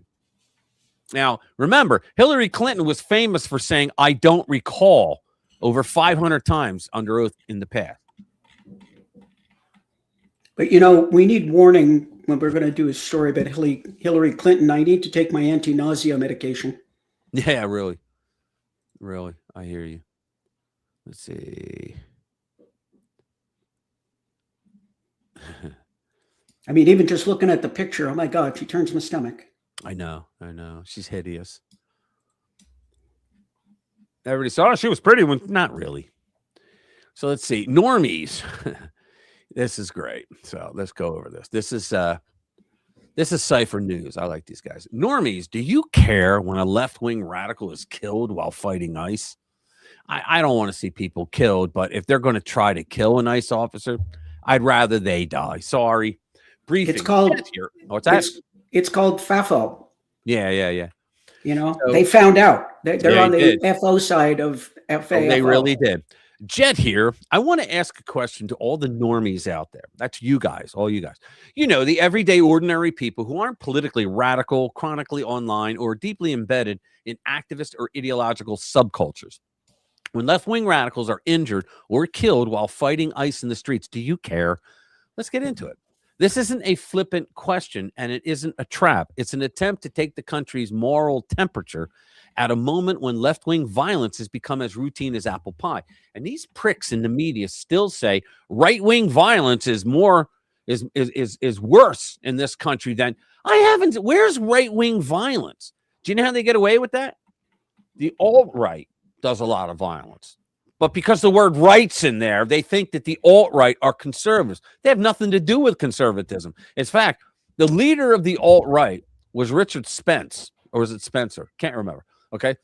He was interviewed by Dinesh D'Souza, and he admitted that he was a socialist. They're all socialists. These white nationalists. They're all a bunch of socialists because they want government control. Even though socialism says, "Oh, the people will have over the power of production," like, bullshit. It means that you get an oligarchy inside your cabinet and your administration, and that you make all the decisions and the rules as you go along. And that's what they want. That's what the Klan wants, and they're all Democrats. So here we go. As it stands now, the lines have been drawn. Americans are openly fighting other Americans over policies the majority of the country voted for and still support. I voted for. I'm talking about deportations, and everybody agrees Americans want illegals removed from the country. Source. All this is Megan Basham. All the polling, as even CNN acknowledged, I think this is the video. Yeah, it is. This is the video. We're just going to play this, guys. So watch this. There we go. This is the one we were talking about, I believe. It's not running. It's not running.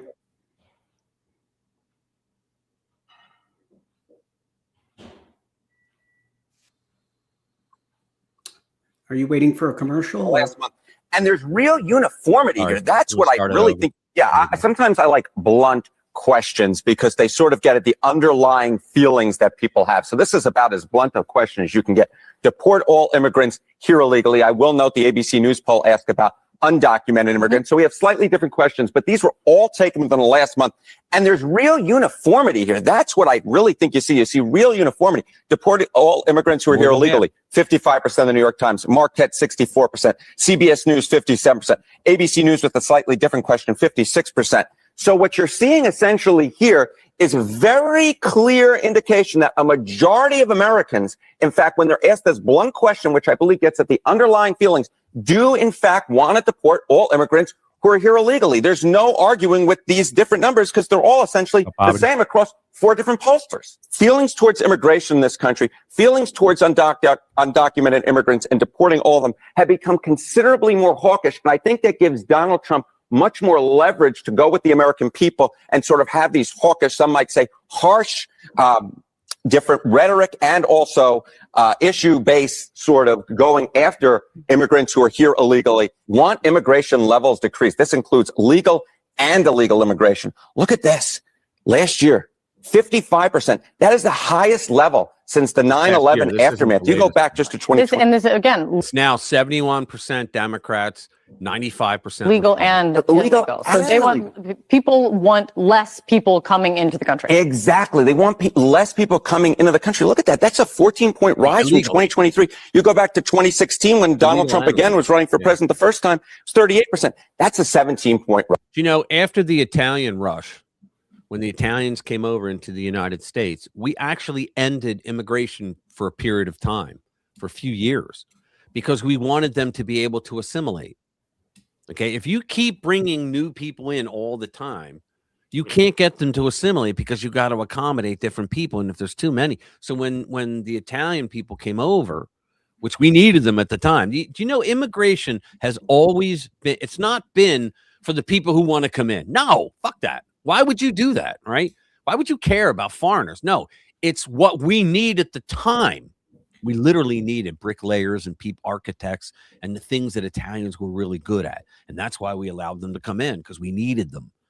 Okay. It's just like now they're trying to say there's H-1B visas for all the tech people. Like we don't have enough tech people here. But we literally shut immigration down. No one came in for the longest time because we wanted them to assimilate. And guess what? It worked. So the bottom line is more folks want people who are here illegally deported, and their overall feelings towards immigration have become considerably more hawkish. 63% say they're okay with deporting immigrants who are here illegally and arrived in the last 4 years. 87% are good with deporting immigrants who are here illegally and have criminal records. How about that? How about that? Yeah, there was one that Harry Enton did that broke it down by party. And I was trying to find that one earlier. That's what I was trying to find, and I couldn't find that one. Yeah, I couldn't find it either. But it was like 71% of Democrats. That's what I said. It was 71 Democrats, Republicans. 95% Republican. Yeah, I was trying to find it too, but in fact, I played it earlier today. I don't know why I couldn't find it. Yeah, I saw it. Now I can't find it. Yeah. So let's see. Let's CNN may have not liked that one. Yeah, probably. Here you go. 5. Here we go. This is DallasExpress.com. It's let me get out of here. Let me increase it. Okay. Excuse me. 5 biggest blue cities deep in the red. $240 billion shortfall hits taxpayers hard. It's because when you bring people in that are going to say, well, we want to see some accountability for that money, right? Then they go, because they were spending, wasting. And they thought nobody's ever going to check us. And if they are, maybe there's a hurricane and we can get out of it by calling them racist, FEMA. That way they won't look at us. This is what happened in Katrina, and it's what's happening in Minnesota. They're going after ICE. Look, a squirrel. That's what they're doing. The 5 largest cities in the United States, all led by Democrats, did not have enough money to pay their bills in 2024, according to a new Truth in Accounting report first provided to the Center Square. Its Financial State of the Cities 2026 report examines the fiscal health of the cities of Los Angeles, Houston, Philadelphia, Chicago, and New York City, with New York City again leading the U.S. with the greatest taxpayer burden because they have the most progressive policies that are gimme, so that the Democrats stay in power. They're buying votes, so that's why. The analysis is based on the most recent audited annual comprehensive financial reports from fiscal year 2024. It assesses the amount of money city governments need to pay their bills, dividing this number by the estimated number of city taxpayers. The difference is the taxpayer burden, or what every taxpayer owes in order to pay off the city's debt. Now, let me ask, where in our Constitution or any state constitution does it say that the government has the right to put you in debt? It says they can coin money. Doesn't say that they could put you in debt. And think about it, 30-some trillion dollars in debt. Actually, it's over 300 trillion when you add in the unfunded liabilities that they don't want to talk about. What are unfunded liabilities? Those are things that they didn't want the American people knowing was part of the real debt. So they put it on this unfunded liabilities thing they call. But it's what you and I have to pay. And it's like teachers unions, like the teachers getting pensions, government workers getting pensions for the rest of their life, which is unsustainable now, right? Because we got too many of them because they're living longer, right? That kind of shit. So it's all bullshit on the left states. Now, what also happened was when Trump got in 2016, he killed what's called the SALT. It's the state and local tax exemptions. So the Democrats years ago, when they were in power in D.C., they were approached by left-wing progressive states, and they said, "Look, we have to have, really progressive. We've run out of ideas of how to help people without harming anyone, right? And so we create these progressive laws that do shitloads of gimme programs so we can get reelected." And they're like, "You guys understand that, right?" And DC said, "Oh yeah, what do you want?" And so they said, can we can our people write off their high state taxes off their federal income tax? Ah, sure. So they called it the SALT tax. All right. It's really, they get to write off all their state tax. And this way, the rich people didn't leave California, New York, New Jersey, Illinois, right? They didn't leave them. So what happened was Trump comes along and he goes, well, this is bullshit. This is bullshit because the federal government's going to spend what the federal government's going to get. So they're going to get their money. So what happens? People who don't live in those states, you have to subsidize blue states' rich people. That's what's going on. That's what's been going on. So they don't pay federal taxes. You're going to pay your federal taxes and theirs. It's bullshit. So Trump got rid of it. I remember Mario Cuomo, and when he was Andrew Cuomo. It was Andrew Cuomo, the son, that idiot.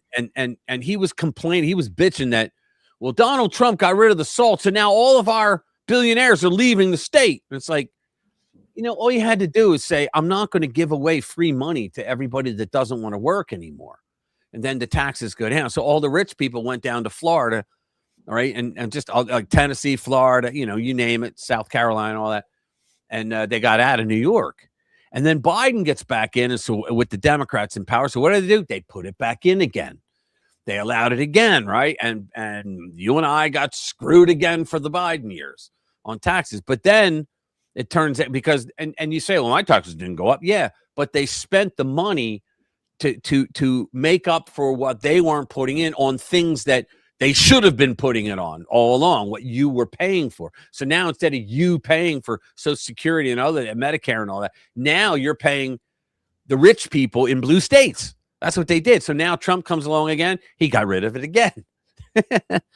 So it depends on who's in the White House if the American people get robbed or not. Each city's financial reports are different and not apple-to-apple comparisons. Quote, because of varying state laws, cities operate under complex, meaning we don't want to talk about it, under complex and varied governmental structures, making comparisons difficult and reducing transparency, TIA said, TIA. For example, New York City includes its school district in its financial reports, while Chicago public schools are reported separately. If Chicago and the public school system were combined, it would significantly change Chicago's reported numbers. Now, how much you want to bet that's a union thing? Because the unions, if it's separate, they probably get more money somehow. These structural differences can obscure what is included in city financial reporting, making it harder, if not impossible, for voters to assess city financial performance when voting. The rest is bullshit. In other words, what's going on is these guys spend, and they always got away with it because they didn't have to come up with the money right away. Somebody would bail them out, right? Remember all these states that were getting bailouts in the 90s? Well, they were doing the same exact thing they're doing now, except now they're not getting bailouts. Now what they did was they were taking billions of dollars through U.S. aid, going to NGOs, and the NGOs, after they paid themselves, would throw money back at the states. That's what was going on. Yeah, exactly. What's up, Loafer? Good to see you. So what's next? Oh, we got Victor Davis Hanson, who I like. Well, let's watch this one first. Oh, good Lord. Portland leftist suggests killing herself and her children to avoid ICE encounter. She should have her kids taken away from her just for saying that. Death would be an easier out, she says. There we go. We were saying earlier, for those of you who weren't here, it looks like a robot bent over and shit right into a fan, and she was behind it, doesn't it? I think it looks like a terrible riveting accident. Yeah, exactly. All right. I mean, why do these libnut women all have that septum piercing. What is it about that? Yeah, but what's wrong with this woman? Her hair is not green. Yeah, I know. Or I know. purple. Well, all right, bigot. Maybe she had a good day. A left-wing activist mother has sparked alarm after declaring publicly that she is considering killing herself and her children rather than encountering federal immigration authorities. Now, is she an illegal? I don't know. Wait till you hear how she speaks. The woman, identified on TikTok as Tavi Quinn, suggested that death would be an easier out than coming into contact with ICE agents. She claimed that her children would be taken and harmed by ICE agents, whom she accused of being pedophiles. So this woman suffers from syndrome. Yeah. Her disturbing remarks come amid escalating anti-ICE rhetoric and unrest across the United States following a January 7th shooting of Renee Good. She FAFO, right? Good was shot. Well, we know all that. If it comes down to, well, let's just listen to her say. I really pray it doesn't get bad enough. But being a mom in America, I had to stop walking for this. I often think that if it gets to the point of knocking on doors, like a clown. God, and like to even have these thoughts. It's like I'm literally separating from reality right now. If it comes down to me taking out myself and my kids versus us being taken and harmed by ICE. Now, why haven't we heard stories that she's been arrested and put in a mental institution and her kids were given over to the father? Like, God help me, I did not want to do it. This is not the life I wanted. But that is a very dark thought that I've had. Death. So does she sound like an illegal? Yeah, this is what I'm wondering. Why is she afraid of ICE? Well, is she one of those idiots that think that ICE is deporting citizens? Oh, almost certainly. She thinks they're pedophiles. Like, let's talk about their lack of reality, because where would you deport a citizen to, especially if you're born here? Where would they be deported to? Does that make any sense to anyone? Would be a easier out than for my children to be taken and harmed. Is that by her arm or these somebody pedophiles. holding her head down? I don't know. Oh man, look what we're dealing with. These people are nuts. Yeah, if you ask someone like that, they'd probably say, "Well, they've started to deport people to third countries. We're screwed." Yeah. Hey, brash, outspoken about no one has a foot harder than. Oh, look at that! How about that, Billy Bob Thornton? I can't bring it up because it's on Facebook and I don't know how to get the image up, but I'll just say it. Actor Billy Bob Thornton just said, now I don't know if he actually said it because it's Facebook, but he just said, let's be honest. Donald Trump is a tough man. He can be brash, outspoken, and unapologetic. But no one has fought harder for the heart and soul of America in my lifetime.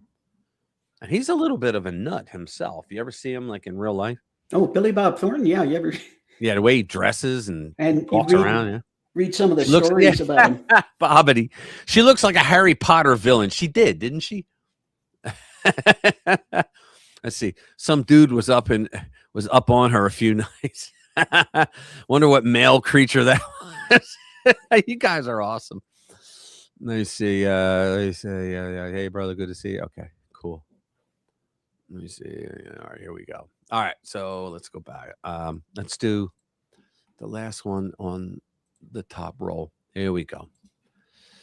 Yeah, this is something. So Epstein and Bill Gates discussed getting rid of poor people as a whole. I was saying earlier, in case you guys weren't here, a few years back, Bill Gates, everybody made a lot of hay and they tried to explain it away, but nobody believed him. But Bill Gates was giving a lecture on a stage and he had a big screen behind him showing maps of the world, right? And he was talking about population with feeding people and how it was a problem. And he said, and down here is a lot of poor people that have to always be fed because they can't produce anything on their own. They don't know how to. And he goes, but I think we can handle that problem with vaccines. Then he moved along like he didn't just say, we're going to kill a lot of people that are poor. And people are like complaining. They're like, that's not what he said. And you're like, so my lying eyes and ears, right? Oh, my God. These people are nuts. Newly surfaced material from the latest Epstein files release is drawing intense scrutiny after an email exchange referenced a disturbing question allegedly posed during a conversation involving disgraced financier Jeffrey Epstein and Microsoft co-founder Bill Gates. A 2011, guys, he was talking about this. A 2011 email written by Hollywood producer Barry Josephson has reignited debate over Epstein's network of powerful associates. In the email message with the subject line, "Your niece sick," he spelled it wrong. Josephson referenced a question Epstein had apparently asked Gates: "How do we get rid of poor people as a whole?" Holy shit. Okay. Josephson then claimed he had an answer before the email thread abruptly shifted to discussion of a 16-year-old described as Epstein's niece, including details about her age, location in New York, and contact information for her mother, apparently in connection with potential involvement in a film shoot. The full exchange appears in the U.S. Let's see what they say. Oh, boy. Here we go. I'll call you if you have a free today after basketball at around 4. Cool. Wait a minute. Anytime, who's this? Epstein back. Anytime, you can always call in whatever, 867-5309 home, or make sure you have my cell, Jeffrey. Okay. Cool. I'm excited. He's excited. Okay.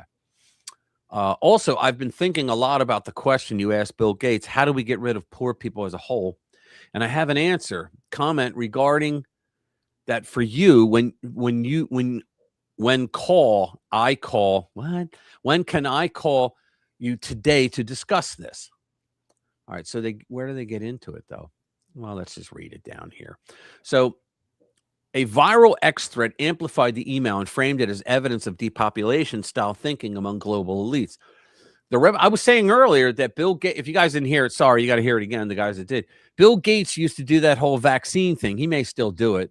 But there was a guy, he went by, where we go on, we go always a QAnon guy, but he wasn't nuts. This one wasn't crazy. He actually he had all the receipts for every video he did. He was kicked off YouTube for telling the truth. He was on BitChute for a while, but I don't know where he is now. But he did a video on this where he got a hold of the list of the ingredients of all of the vaccines that Bill Gates, his company, was using.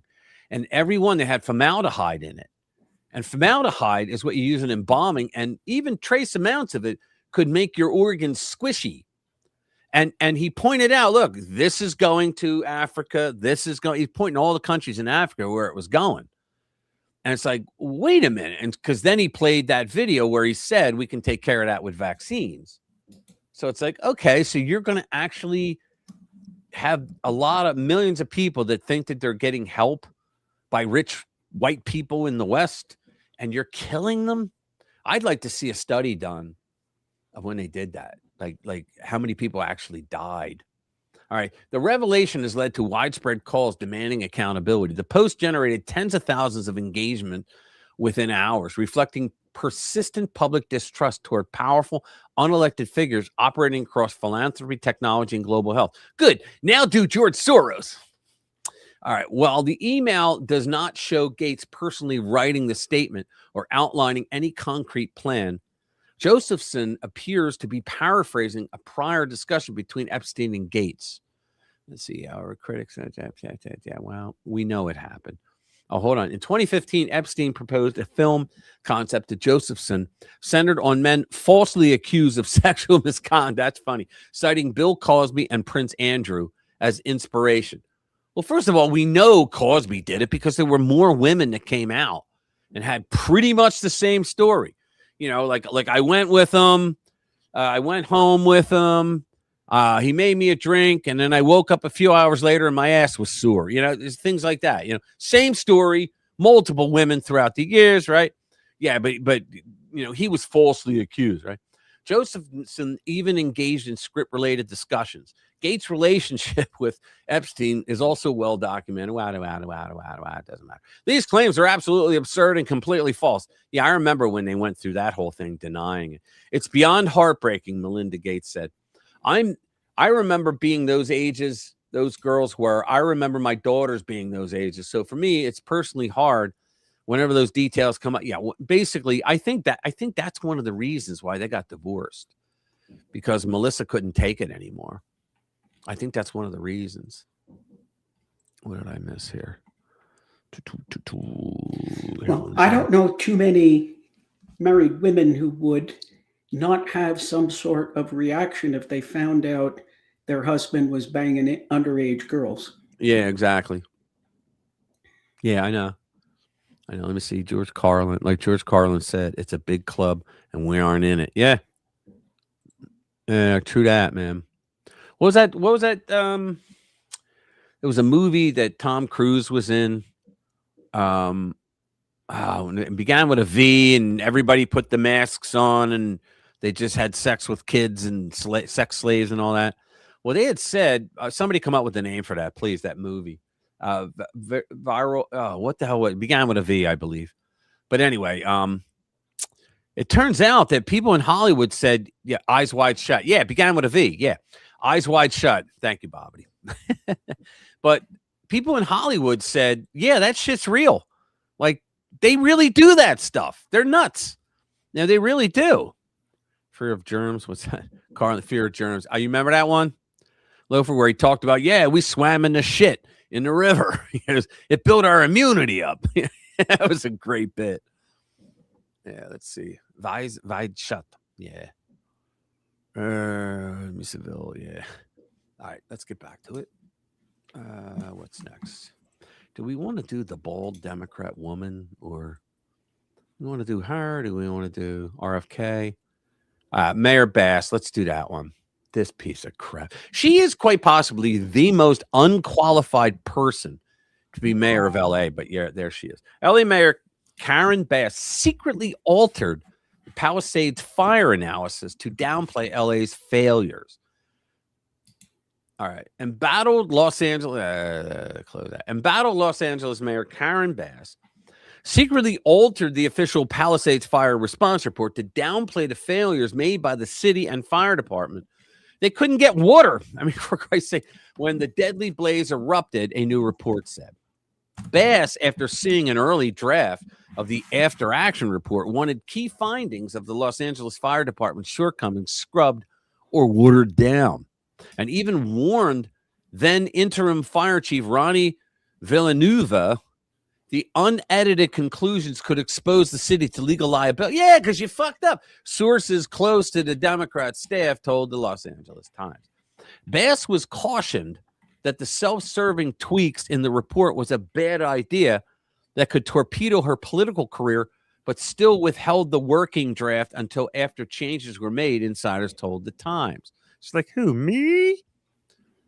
The official report released in October cut a section from the initial version exposing the LA Fire Department's choice not to fully staff or pre-deploy all available crews despite forecasts of catastrophic winds because it didn't align with city policy, the outlet reported. Jesus Christ.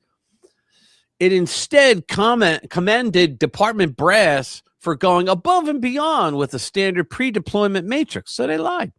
Despite the fire leveling over 16,000 homes, and I'll bet none of those billionaires' homes were there because they're allowed to do raking because they look at the fine. They go, I can afford that. All right, causing $150 billion in damages and killing 12 people. Holy crap. Brass has repeatedly denied having anything to do with the edits, but the sources claim that's a lie. Well, of course it is. The mayor didn't tell the truth when she said she had nothing to do with changing the report, sources told the outlet. It remains unclear whether Villanueva or other LAPD officials made any edits at Bass's discretion or direction. In a statement to The Post Wednesday, the mayor's office continued to deny that Bass and her staff made any changes to the draft. We know she did. Mayor Bass has been unequivocal. Shut up. She and her staff made no changes to the draft. The mayor has been clear. Whenever they say, let me be clear, you know they're lying, right? The mayor has been clear about her concerns regarding pre-deployment and the LAFD's response to the fire, which is why 16,000 homes went down, right? Which is why there was new leadership in LAFD and why she called for an independent review. Yeah, you do that to cover your ass. We don't need to read anymore. We know what happened. They're freaking liars. Every one of them. All right, let's go EBT4. Here you go. We got Venezuelans up north. So here it is. 4 Venezuelan migrants charged in $1 million of food stamp fraud. We're letting these freaking people get away with it, right? 4 Venezuelan migrants charged, okay, in Massachusetts. All right, 4 Venezuelan migrants in Massachusetts have been charged in a $1 million multi-state supplemental nutrition SNAP fraud. Remember we were talking about SNAP? That was the first fraud we talked about in Minnesota. All right, remember all the snaps? Oh, there's no thing going on. Yeah, it's going on everywhere. And you know who set that up? Barack Hussein Milhouse Benito Obama. He set the pipeline up for all these cities. He set the pipeline up to have the money go in. He set all the programs up to support like SNAP and all, but he didn't create SNAP, but he set up pipelines to send extra money to them, supposedly to help more people. But the fact of the matter is they stole it. All of them did. This is how Ayanna Pressley is filthy rich. It's how Ilhan Omar is filthy. It's how they're all filthy rich. U.S. Attorney from Massachusetts, Leah Foley, revealed that the food stamp fraud scheme raged across half a dozen states and Puerto Rico, say it ain't so, and defrauded the SNAP program through the use of stolen identities. Here we go. Quote, the defendants and their co-conspirators allegedly used the fraudulent SNAP benefits cards to purchase large quantities of expensive bulk food items, such as multiple pound packages of chicken, beef, and pork at various local wholesalers and food markets to stock El Primo restaurant at no expense. How about that? So they got a restaurant and they were using federal SNAP benefits to buy the food for the restaurant. Quote, with their supplies obtained for free through fraudulent SNAP benefits, they prepared and then sold menu items at El Primo restaurant at a complete profit, later wiring the fraud proceeds, among other places, to individuals living in Venezuela and the Dominican Republic. The fraud connected to the restaurant scheme amounted to $440,000. But prosecutors also alleged that the suspects filed fraudulent applications for benefits in the names of up to 100 stolen identities, amounting to as much as $700,000 in fraudulently received benefits. Holy shit. It is no secret there is rampant fraud across the nation, Foley said at a news conference in Boston. The charges announced today are just a snapshot of the bigger picture, not just in Massachusetts, but across the country. Foley added that her office is investigating more cases of fraud, and people should anticipate seeing more and more of these cases coming here in Massachusetts. See, I think that they were when you get away with something for so long, all right, they did it all during the Biden or the Obama administration. Trump was dealing with Russia all the time, and impeachments and Ukraine and all that bullshit. So his people didn't have time to find fraud. And then Biden gets in and exacerbates the shit out of it. So when you have, 12 years that nobody's bothering you, you're just making hand over fist money off the taxpayer. I mean, think about it. They never thought they were going to get caught, which is why they didn't create like an out for themselves. And all of a sudden, bam, they get hit. And I think Elon's coming back with his group of nerds, and they're going to find even more fraud. They're going to. They found the fraud in USAID. And notice that the press didn't really want to talk about that too much. The fraud uncovered in Massachusetts is but one of many cases coming to light all across the U.S. Last month, it reported that the state of Maine paid out $45.6 million in improper payments for autism services.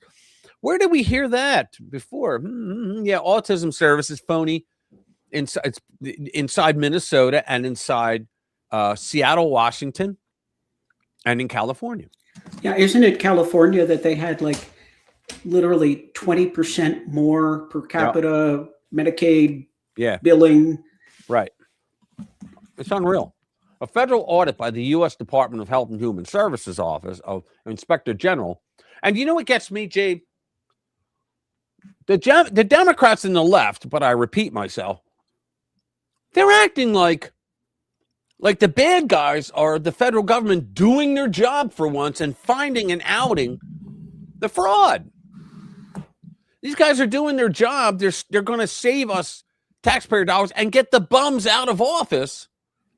I'm not talking the elected officials, because the only way you can do that is to throw them out through election. That's where our system is, unless they committed actual crimes. Okay, like it's one thing to gear a policy toward bilking billions of dollars. That's not a crime, believe it or not, because the money is usually allocated, and they trust the people at the local level to do what's right with it. Well, good luck with that. When you don't do what's right with it, there's no penalty, right? But you get thrown out of office, unless there's enough Democrats in your district that were making money off of it, and they'll just keep voting in. News about the massive Somali fraud continues to emerge from Minnesota as well. HHS Deputy Secretary Jim O'Neill says that hundreds of millions stolen. Today we hear hundreds of millions, and we think, so what? It's a shitload of money. Hundreds of millions stolen from U.S. taxpayers is probably lost and will never be recovered. The minute we send it to Minnesota sends it to these largely fake grantees. It's probably overseas within a few days. That's going to be impossible to get back. Isn't that lovely? So they're sending money overseas. What's the grift? Who's making money here to do that?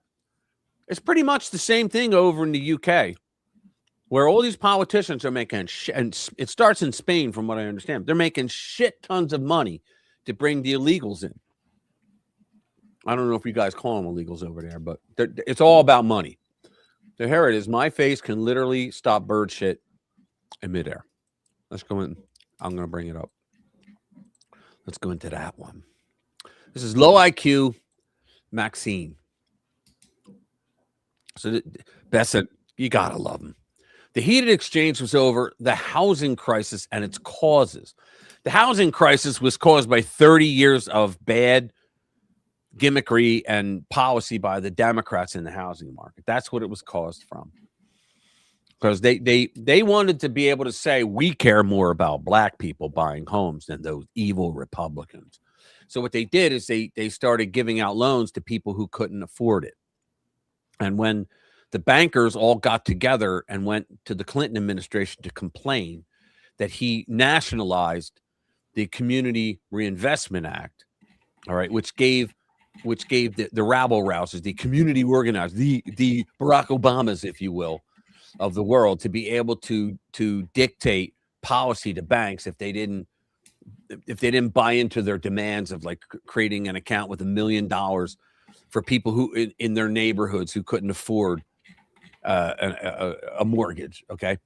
Well, when they went and complained and said, you keep forcing us to do this and it's going to destroy the economy. Mark my word, they knew. And the HUD secretary at the time was Andrew Cuomo. And he said, fuck it, just put him through the subprime.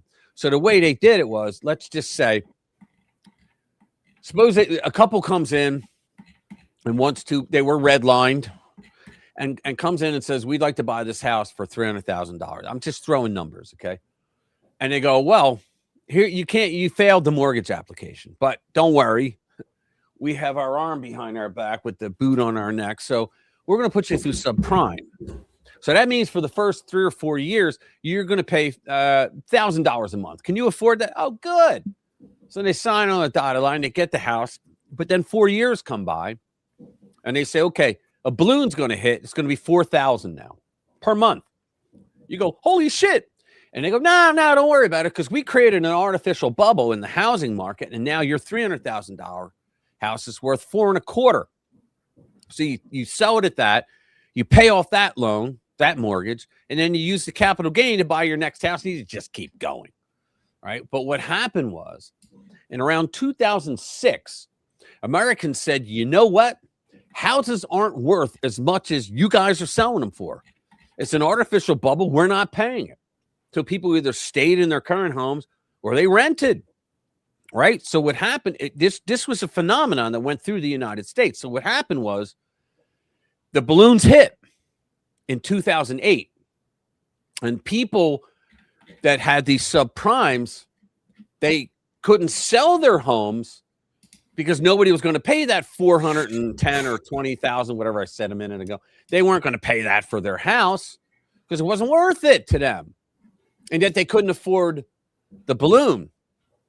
So they were like, shit, what do we do? So they had to foreclose. This happened to millions of people across the country.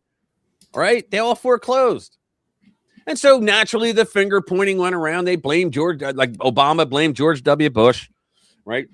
Even though Bush had gone to Congress prior to the collapse, a couple years prior, and asked them for a new regulatory agency. A Republican asked for a regulatory agency against Fannie Mae and Freddie Mac.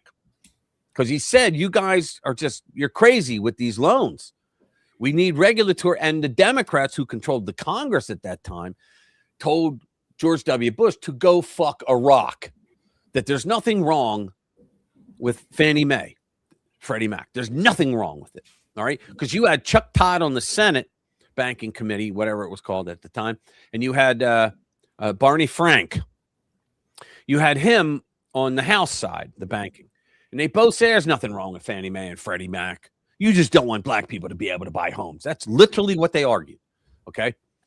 And then in 2008, it crashed. And they said, it was George W. Bush. Yeah, the guy that asked for extra regulatory systems to go against the two failing Fannie Mae and Freddie Mac. All right. So they blamed them. So there was one guy out of it all who gave the answer to a lot of people and helped a lot of people out. And it was Donald Trump. He used to do, I think it was every Tuesday, he did Fox and Friends in the morning. And then one time they asked him, what do you think about this housing crisis? And he goes, yeah, it's a real mess. He goes, from what I understand, it's been going on for 30 years and it just got out of control. And then the market shifted. Boom, people got hit. And I go, what do you think? And he goes, renegotiate with your bank. How come not a single Democrat or a Republican came up with that? Because Trump came out and said, look, the bank doesn't want to have to sell your home. They don't want all these homes. You know, you get one bank, he's got 15 homes now, he's got to sell. No, they don't want to do it. Go to your bank, get your realtor, renegotiate. And you know how many millions of people did? And he said, I got letters from people thanking me for saying that because no one ever thought of it. And he did because he's a smart guy. And that's what got him out. So anyway, sorry for that, guys. All right. So Democratic Representative low IQ Maxine Waters of California and Treasury Secretary Scott Bessent got into a rhetorical tussle during a congressional hearing. She literally says, can you shut him up? It was great. You got to see it, man. And White House weighed in on the incident. Waters and Bessent were debating whether illegal immigration had a deleterious effect on the housing. Of course they did. Think about it. Illegals come in. The Biden government gave them money to buy housing, to get into housing, right? So when all these people, these landlords and people selling and buying houses, when they get shit tons of money from the government, they're like, okay, so the government always overpays because they want to get that house for the people that are their clients, which was, in this case, illegal aliens that someday would vote for them, right? So what happened was their prices raised and then Americans couldn't afford the house. It always happens. They create these artificial bubbles, right? So Waters and Bessent were debating whether illegal immigration had a deleterious effect on the housing crisis when the Democrat called on the chairman of the House Financial Services Committee to shut him up. I love it. Let's just go right. Do they have the video? Yeah, here it is. There we go. Ready? I now recognize the ranking member of our committee, Mrs. Waters from California, for 5 minutes for questions. Thank you very much, Secretary Bessent. Yes, it is. In the FSOC annual report, you stressed the importance of economic growth to promote financial stability. While you noted many ways you plan to deregulate Wall Street and plant the seeds for another crisis, just you wait said for little it. About the harms of inflation. I find this odd as the president and you have finally began discussing in the media how the price of goods are way too high. Notably, you mentioned that tariffs may need to come down to lower costs for Americans. So I have a few questions about this. As a former hedge fund manager in 2004, and I don't want you to go into any long details about this, but did you write a letter to investors raising concerns about the impact of tariffs, writing that, quote, tariffs are inflationary? Did you say that at that time? Yes or no? No. Okay, thank you. No. Okay, we have a New York Times article that, you know, The agrees great that you New York said that. Times. Then last summer, He's like, when yeah, you great, the New York testified before a Times. Senate I love committee, this guy. you said, and I quote, "There is no inflation. Tariffs are not being passed on to consumers." You were quite definitive, and even claimed that critics had, quote, Guys, does it not sound like she doesn't know what to say, which is why she wrote it down and she's reading verbatim? Did you see that, Jay? Do you get that? What I'm saying here? She's like not.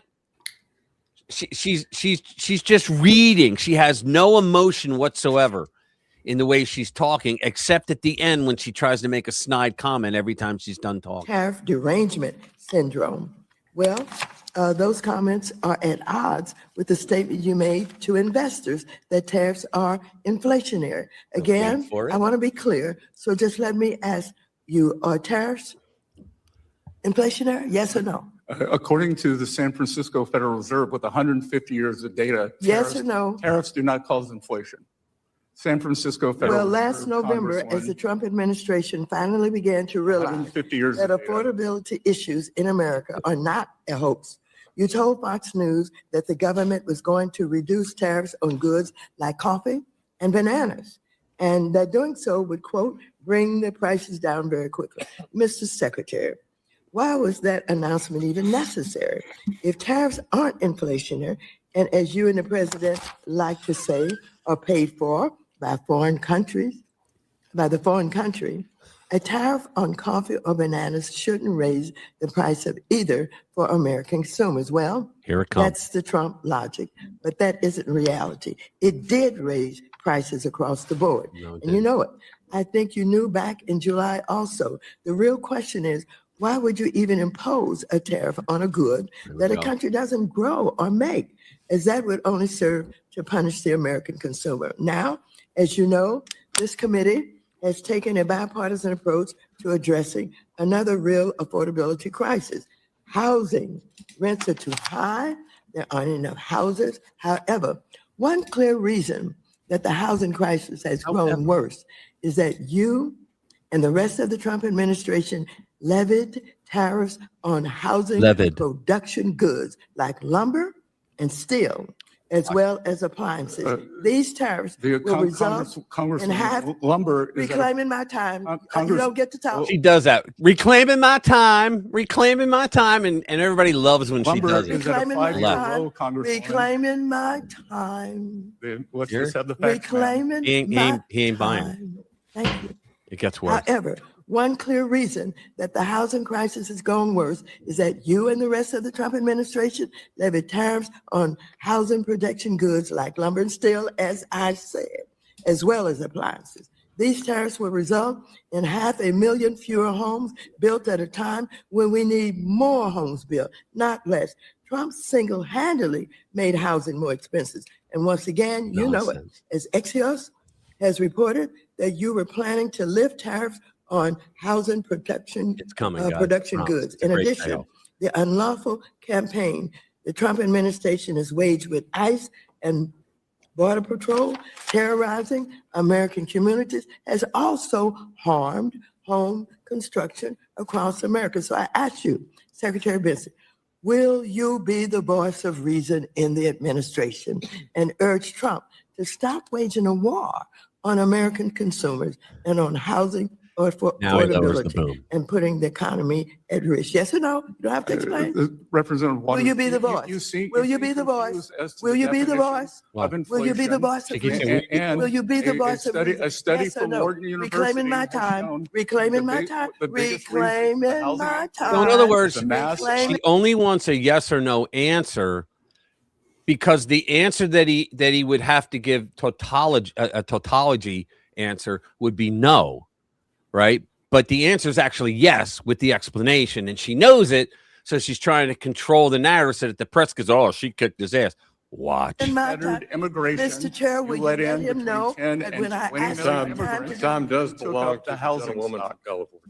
10 and 20 million immigrants. Can you Look shut at the him up? housing, Can you shut him housing up? stock of working Americans, and can you maintain some level of dignity? Gentleman's time has expired. No, my time has not expired. Your time has expired. And the The gentleman, gentleman took up my time. It's their Mr. time. I think you should recognize that, Mr. Chair. the gentlewoman's took time up has my time. expired. The gentlewoman's time has Well, expired. if you wanna- Parliamentary if you wanna inquiry. Chair, protect him, the chair Mr. Chair. recognizes the vice chairman of the Mr. committee, Chair. Mr. If you Heisinger. want to Parliamentary inquiry. go right ahead, but I would not expect you to do that. Thank you, Mr. Chairman.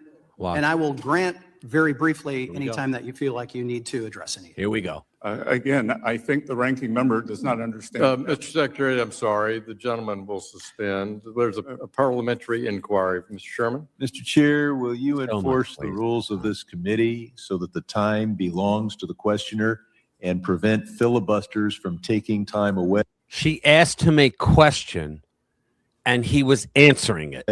And if those filibusters by the witness do take time away, will you allocate additional time? I will enforce the 5-minute rule.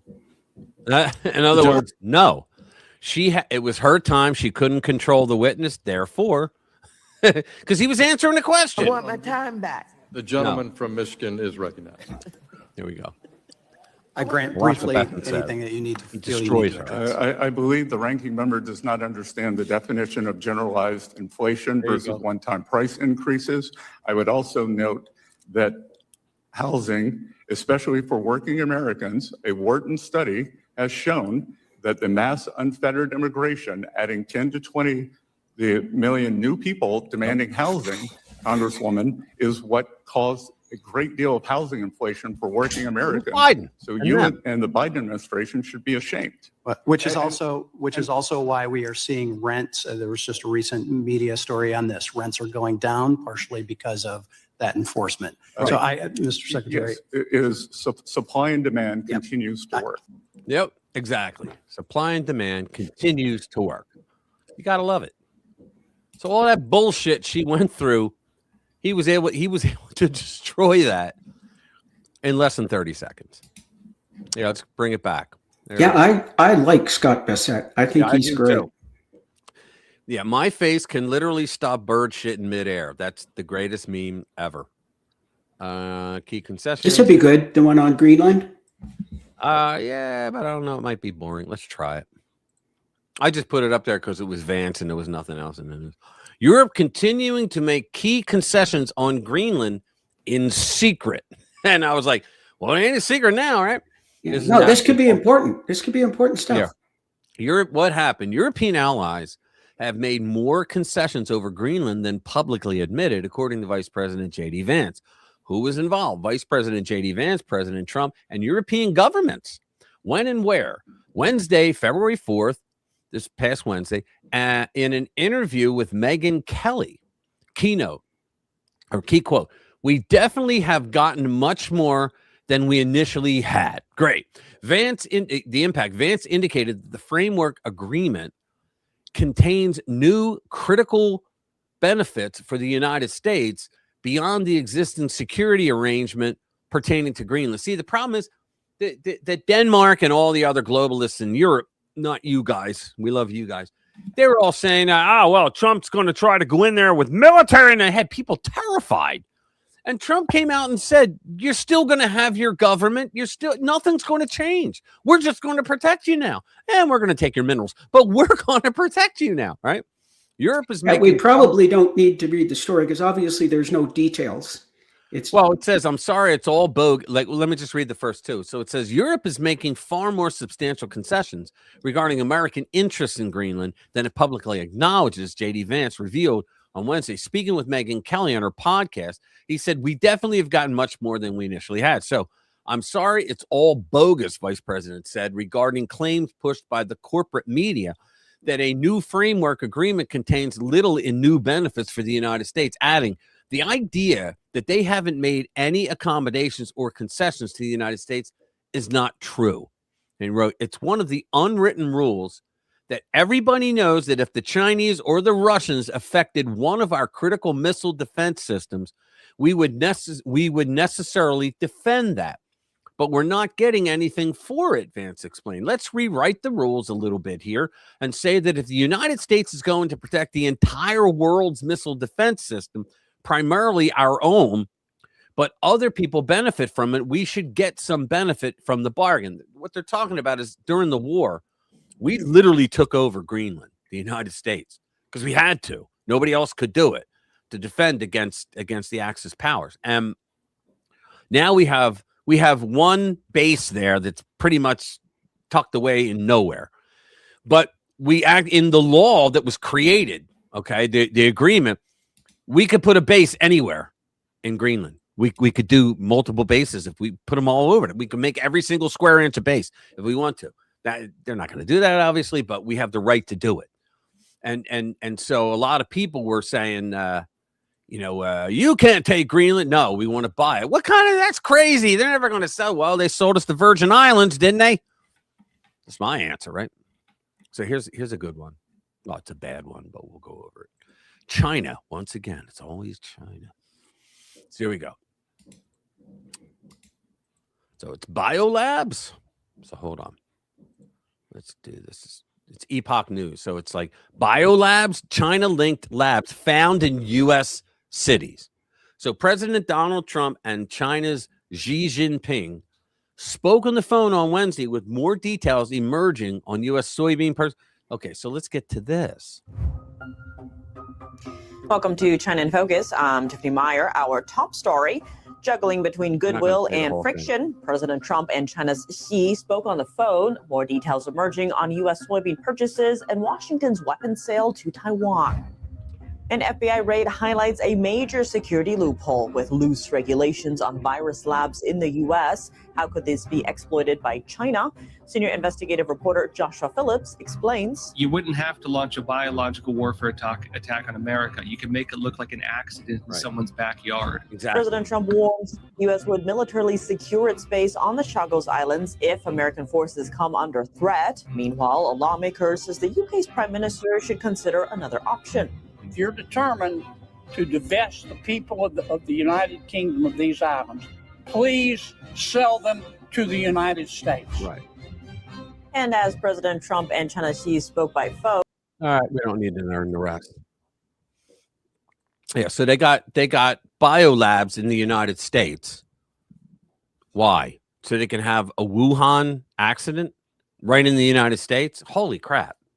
Yeah, well, that's what was coming out. The investigation said that these guys were planning to release something. Yeah, exactly.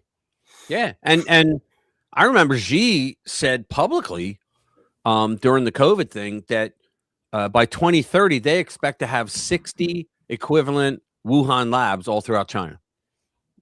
60. Because I mean, remember, colonizing the United States, their top general told the CCP that they were going to attack the United States, breaking it down into 4 different regions, and they would hit each region with a different 2 types of viruses, one biological and the other one computer. And they would be different so that they couldn't help each other, the different regions. Yeah. Did you hear that they're working on genetically specific viruses as well? So it will affect only people with certain genetic code? Certain DNA characteristics. These fucking people are evil. They're evil, man. Here we go. Let's bring this one up. The teachers. So, Breitbart again. Left-wing teachers across the country are forcing kids to protest ICE. Let me tell you something. Leanne, are you still here? Leanne called me today. And she's talking to me about, she calls every now and then, or I'll call her and we discuss, like, what do you think of this? What do you think of that? Right? Because she's a smart cookie, right? Well, she's there and she goes, hold on a second. And I could hear her, she's in her car and she rolls the window down and she goes, what the hell are you doing holding those signs? And I'm like, who are you talking to? And I must have been coming through the car. And she goes, there's these kids in the neighborhood that are holding ICE out signs. She goes, why are you holding that?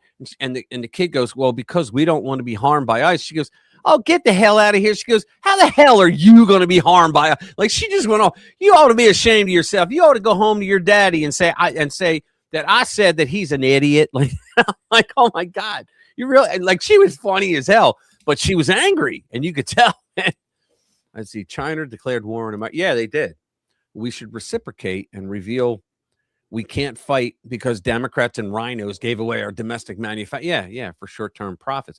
I remember, Bobby, I remember during COVID when we were started to blame, when Trump started to blame China for the leak in the Wuhan lab, because it hadn't been definitively mentioned, like declared yet that it was the Wuhan, but it was. We know it now. But Xi actually, well, it wasn't him. It was his minister of whatever they have. And he said, well, keep it up and we won't send you the drugs that you need. And that's when Trump said, all right, fuck that. No more supply chain for medicine from China. We got to work on our own. And that's why I think we have 13 pharmaceutical companies in the United States, and 9 of them went to Ireland because Ireland offered very low taxes. And Trump said, fine, you can come back to the United States or you're going to pay 100% tariff and no one's going to buy it. And so a lot of them are coming back. And the drones are America's answer. Yeah. Our last Hail Mary. Yeah. But so now they got these bio labs, right, in the U.S. So I'm wondering, is that why the 24,000 military age young men came over the border during the Biden scheme, the Biden risk scheme? Because once they start releasing them and they say that it won't harm Chinese people, right? What Jade was just talking about, is that how they're going to be activated and are going to start attacking Americans? I mean, this sounds like crazy, Hollywood shit, but 24,000 military-age Chinese men came over the border. They do have labs in the United States. They've been stealing information by going to dissidents and bringing them into fake, police stations in New York and all the other blue cities that didn't give a shit. And you know what else they've been stealing is genetic information. It turns out that all these pregnant women that were having genetic tests for their babies, right. They bought that information. It turns out that 23andMe, if you remember, I believe they went out of business. Yeah, I remember. And I think the Chinese bought all their assets. Yep. So anybody was, so yeah, it's interesting. Plus the Chinese have a law that you may not share Chinese genetic information with anybody. They actually have a law that says we steal it from you, but you can't take it from us. Right. Patriots or Seahawks? Well, the Patriots won it enough times, so let's root for the Seahawks. I got to be honest, guys. I've been away from sports for a long time. However, if the Philadelphia Eagles are doing well, I will watch every game for the rest of the season, but that's it. Baseball is out. I haven't liked baseball since that strike, 25 years ago? Because both the management and the teams, the players, they said, screw the guys that are paying for tickets to watch us. Yeah, but who's actually liked yep, you're right. Who's actually liked baseball since was it Rosenberg managed to fix the series back in like 1928 or something like that. But I used to be a big fan. We had the Philadelphia Flyers. Well, I was never into basketball. Louis is, but I was never into basketball. I was into Philadelphia Flyers hockey, Philadelphia Eagles football, and the Philadelphia Phillies. I was into that. I was never really into other teams. I know a lot of guys, they got a lot of favorite teams from around. No, not me. I always rooted for the home team. Right. And I used to go and support the farm teams too. I would. But I haven't been into sports in the longest time. Because of all the fucking kneeling and all the un-American shit they do. Who needs it anymore? I don't. That's like I used to say, okay, so this actor is a lib nut, but he's pretty good. I'll go to his. No, not anymore. I won't support. Which means that I can't really support anything anymore. And then they're all into everything. And then if it wasn't like bad enough if it wasn't bad enough that they did the kneeling and crap, now they got Bad Bunny doing the show. Yeah, well, you talking about the Broad Street Bullies, Special K? Is that who you're talking about? I played Space Invaders with Paul Hogan. I was hanging out with Bernie Perrant. My father was a mailman. John, what's his name from Ohio? My father was a mailman, right? Well, my dad really was a mailman. And what happened was there was a guy, Speedy Morris, who became the basketball coach of LaSalle. Well, he was the basketball coach for a lot of years at my high school, Roman Catholic. And we were the #1 team every year. Okay. And we won the championship every single year. We even won most of the games on the City League, where we would play the city's best team. We beat them most of the time. It was usually Overbrook and Roman Catholic. Anyway, so he owned a bar. Speedy Morris owned a bar called Speedy's Drop in the Bucket. It was in Roxborough, where I grew up in Philly, right? And my father's, a guy that he worked with was Speedy's brother. So that's how my father found out about it. So we got allowed to, my father was allowed through his brother, through Speedy, to go into the bar when the Broad Street Bullies would have a party there. So here I am, this little kid, right? And I'm going in and I'm seeing all the flyers. I'm like, because I was a nut for the Broad Street Bullies. And so at one point, now the only one that didn't go was Bobby Clark. And he's the one I really wanted to meet, but he had other things he had to do. Prima donna. Anyway, so my father goes, I want you to meet someone. So I go, okay. So I go over and a dude sitting with his back to the bar in a stool. And he's got a woman on each side. And he's smiling. He goes, hey, Rich. The whole thing was set up, and I didn't realize it until afterwards. And it turns out that I look up at my dad. He goes, you don't know who that is? I'm like, no. And he goes, that's Bernie Perrant. And I'm like, so I'm thinking, how am I supposed to know who he is? There was no computers back then, right? How am I supposed to know? He always wears a mask whenever I see him play, right? So I went, oh, wow. Now, at the time, the NHL had these books, and they were stamp collections. Did I tell this story? There were stamp collections. And in the stamp collection, if you got $10 of gas, you got like 3 or 4 stamps for your kid to put at home. Just hockey players, right? And Bernie Perrant was impossible to get, right? Because he was the #1 goalie in the league, well, in the world. And they didn't make too many of them because they wanted people to hold out and keep getting that gas in order to get, a Bernie Perrant. So he says to me, hey, Rich, he goes, I understand you're a fan. I said, yeah, I'm a big fan. Nice to meet you. And he goes, I understand you can't get a Bernie Perrant. I said, I can't. So he pulls out of his jacket. He goes, here, you can have this one. And it was signed. And I'm like, and my father goes, I'll take that. We're going to put that between, whatever. And he goes, your dad took it. He goes, he'll take good care. He goes, how about this one? It's not signed, but you can put this in the book like that. So I brought the book to school. I think I was 8 years old. I was the baddest MFer in school for like that whole year because I had a Bernie Perrant. I had 2, but I wasn't allowed to show him the signed one because my dad thought I would tear it up. But that was that, right? But I was playing Space Invaders with Paul Holmgren. I mean, I was Rick McLeish. I mean, they were all there except for, like I said, what's his name? Dornhofer was there. It was great. And we went 2 times too. But it was a lot of fun. I got to meet like my heroes of the day. But now, I don't really have time for sports. And plus, well, I would watch the Flyers if I had time, but the other teams, with all the kneeling and all that crap. Okay, back to the story. Sorry, guys. I digress. All right. So we shall overcome. What are you overcoming? Good Lord. Left-wing teachers across the country are forcing kids to protest ICE. Anti-American left-wing teachers are forcing K-12 kids to join anti-immigration and customs enforcement protests all across the country as Democrats and foreign-funded activists continue to march in support of criminal illegal migrants.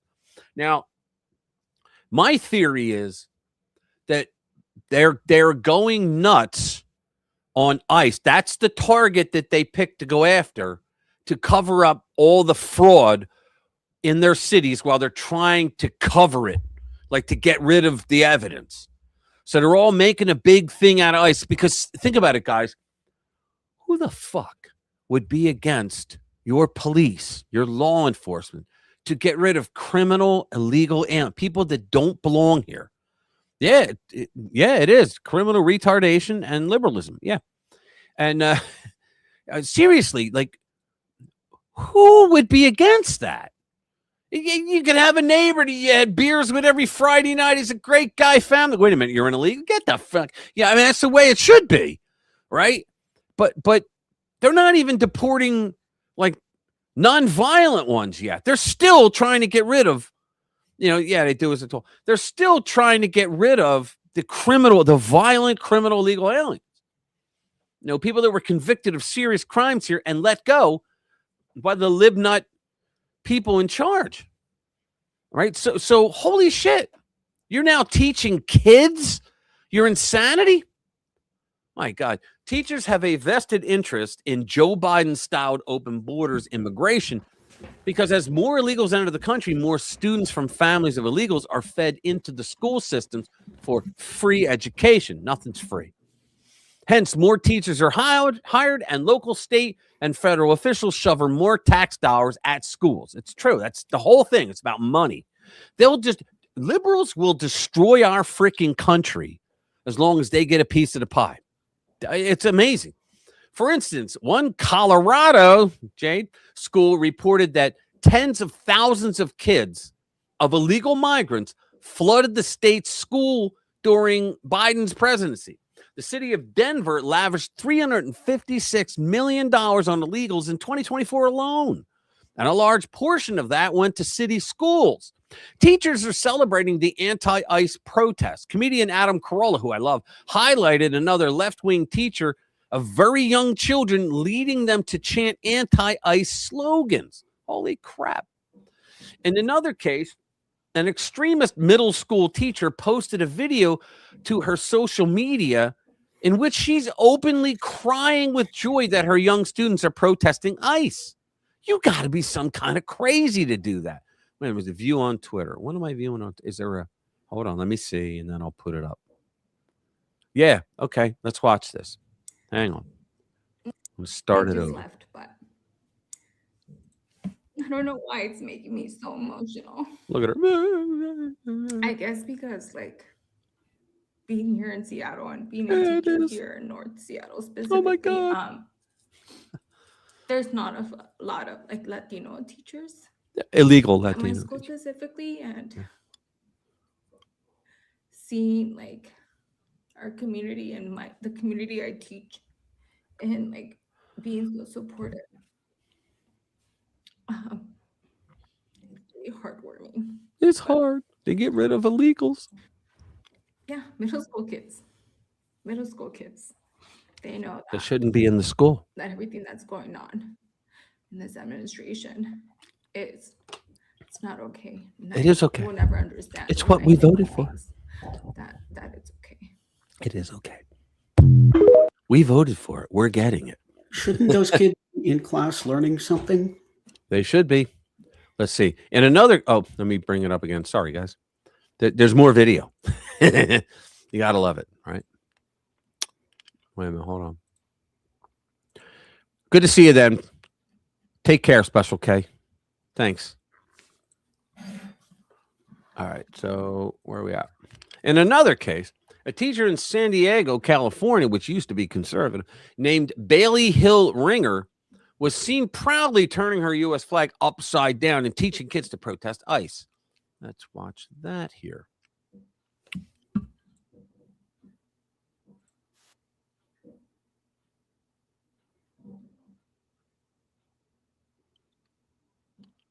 Oh, good Lord. We're paying her well, you guys are paying her a salary.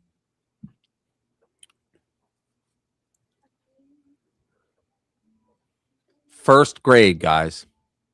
Oh, good Lord. First grade. In maritime tradition, putting your flag upside down means you are in distress. Right. Oh, yeah, I know. Wow. You're a ship in distress. Remember during the Biden regime? During the Biden regime, I used to use the on the when you're waiting for the stream to start, the image was an upside down. It was RPW media, but it was an upside down flag because we were in distress. Yeah, upside down flag means your ship is in distress. Yeah. Parents are so unaware of this BS. A lot of parents are unaware, but some of them are like, yeah, way to go. That's my tax dollars at work. Yeah. Teach your kids to be a numbnut. Yeah. Yeah, really help them get ahead in life. Yeah, really. Most glaring express. Here we go. This is good. So let me see. How long is I got to get the commercial out of the way. It's New Age tolerance. in practice, the most intolerant expression ever. Here we go. Let's go. I'm gonna hang on. Let me bring it up. Yeah, this guy's pretty good. Okay, here we go. Sorry, it's a rumble thing.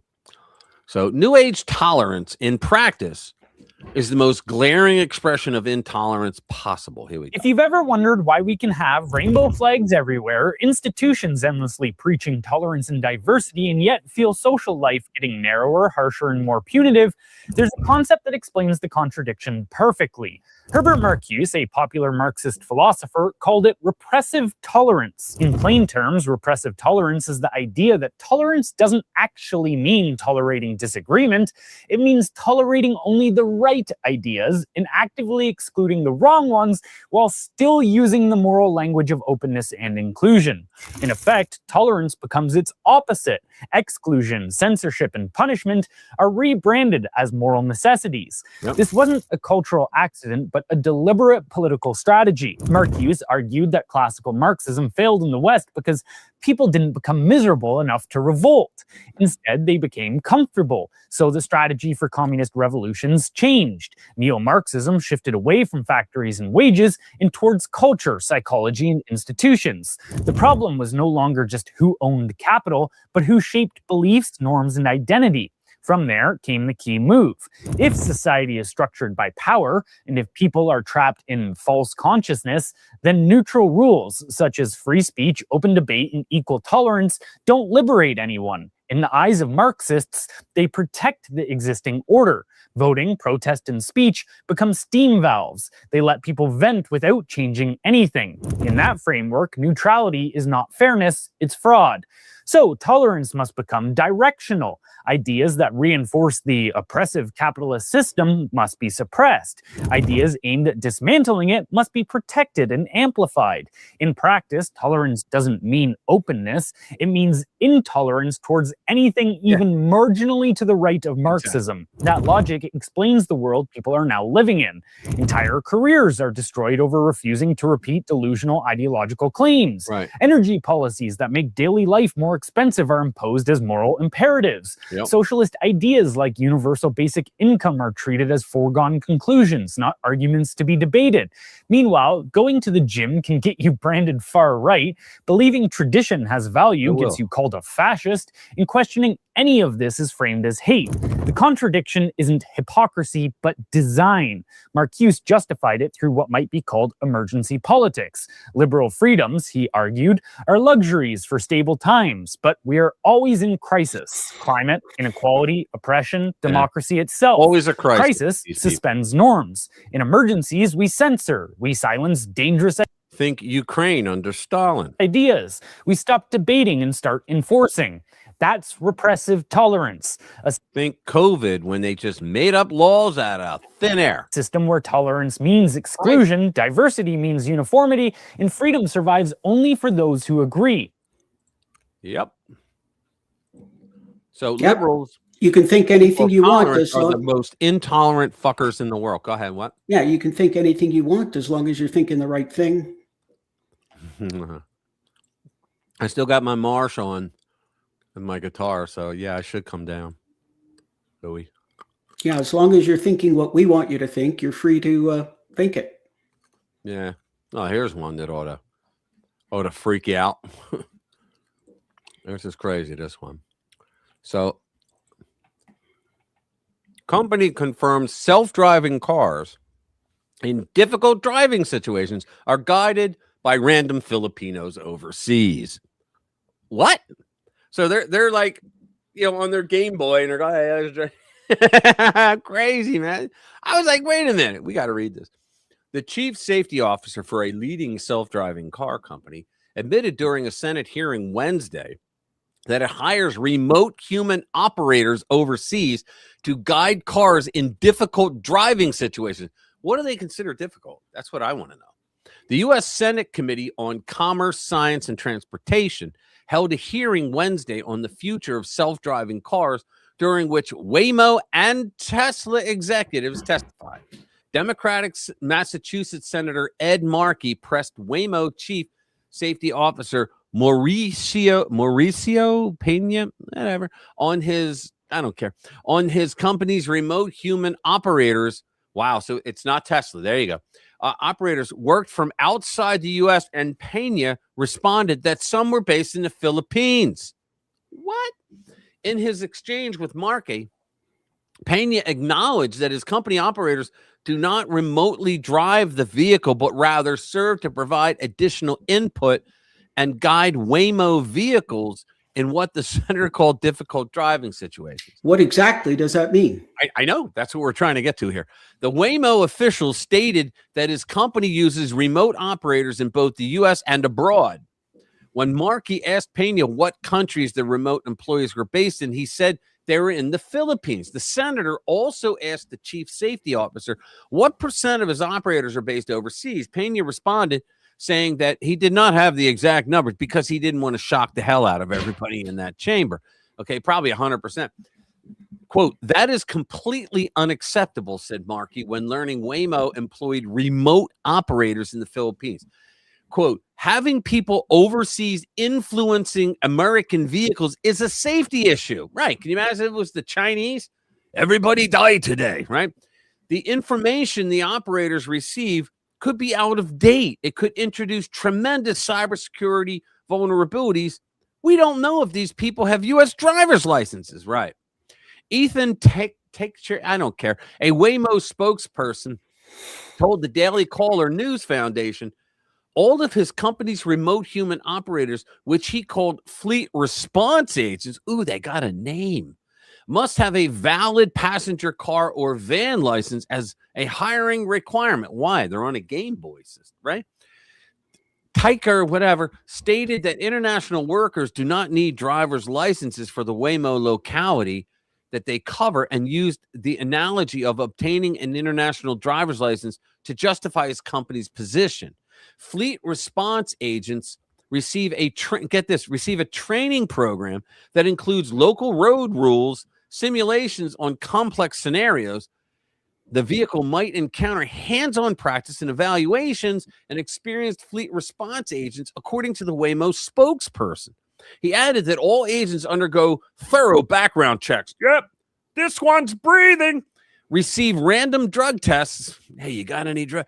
And are reviewed for traffic violations, infractions, and driving-related convictions. Wow. Quote, their role is never to drive the vehicle remotely. Yeah, okay. Then we'll find out well, they did it a little bit. Well, then what do they do then? I know. Said concerning what the fleet response agent does to help guide Waymo vehicles. Quote, our fleet response team is not continuously monitoring and intervening. Now get that. Listen to the words here. Our fleet response team is not continuously monitoring and intervening in the vehicle. So they're not continuously intervening in the vehicle's operation. Our technology, the Waymo driver, is in control of the dynamic driving task, even when it's receiving guidance from remote assistance. Okay, so my question persists. What precisely are they actually doing? Well, they're intervening in the vehicle's operation. They're driving the vehicle. Well, they said they're not driving it, but I want to know. He just said right there, our fleet response team is not continuously. Now, continuously could mean, well, we're going to intervene in the vehicle's operation 75% of the drive. Yeah. So they said they're not driving it. They're not. You know what that's telling me?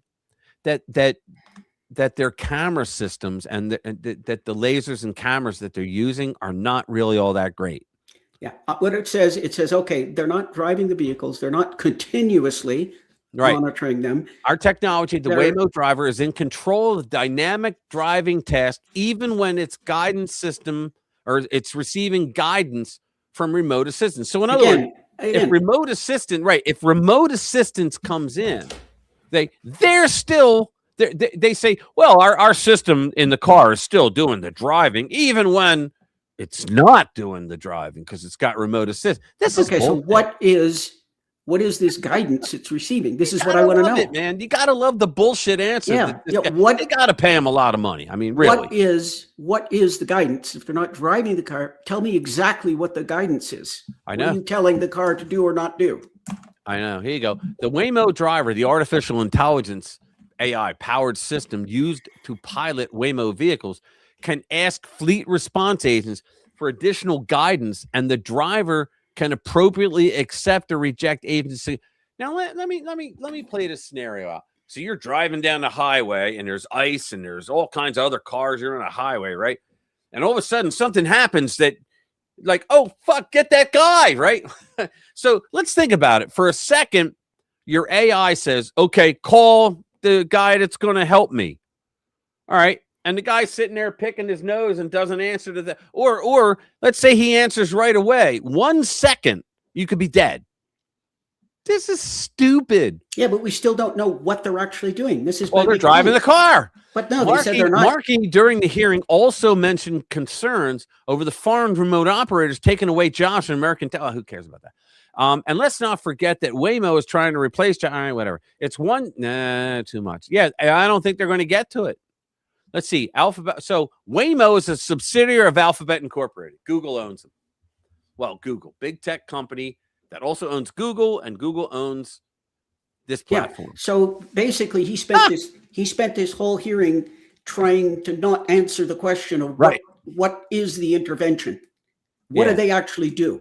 Here you go. Tesla recalled nearly 363,000 vehicles in 2024 over concerns that its self-driving software, full self beta, is unsafe. There you go. So Tesla's a responsible company, while Waymo doesn't seem to be. Yeah. Waymo sounds like something like a cheap ass thing, like from Ronco. Remember those Ronco commercials? Yeah.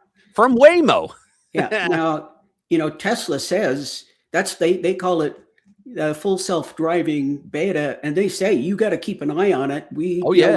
This is beta. And we don't know where the hell. Yeah. So they're putting beta out. It's very good. It's very good, but you do have to keep an eye on it. Here's a good one on let me get through the commercials. Sorry. This is a great one on AI. Greatest thing you thought it was, but here you go. Where do you see it? All right, second commercial. Come on. What the hell? There's no count. Are you serious? I got to sit through the whole thing.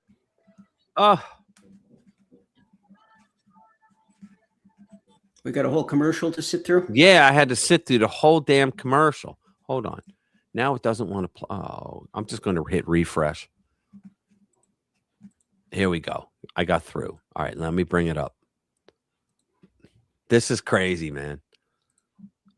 Because you think AI is like the greatest things, you know what I mean? But let's see. Here you go. So ChatGPT was prompted to create the exact replica of this image. Don't change a thing 74 times. That's what it's told to do. Ready? Watch.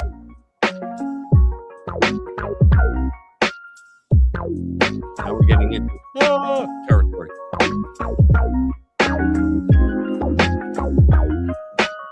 Before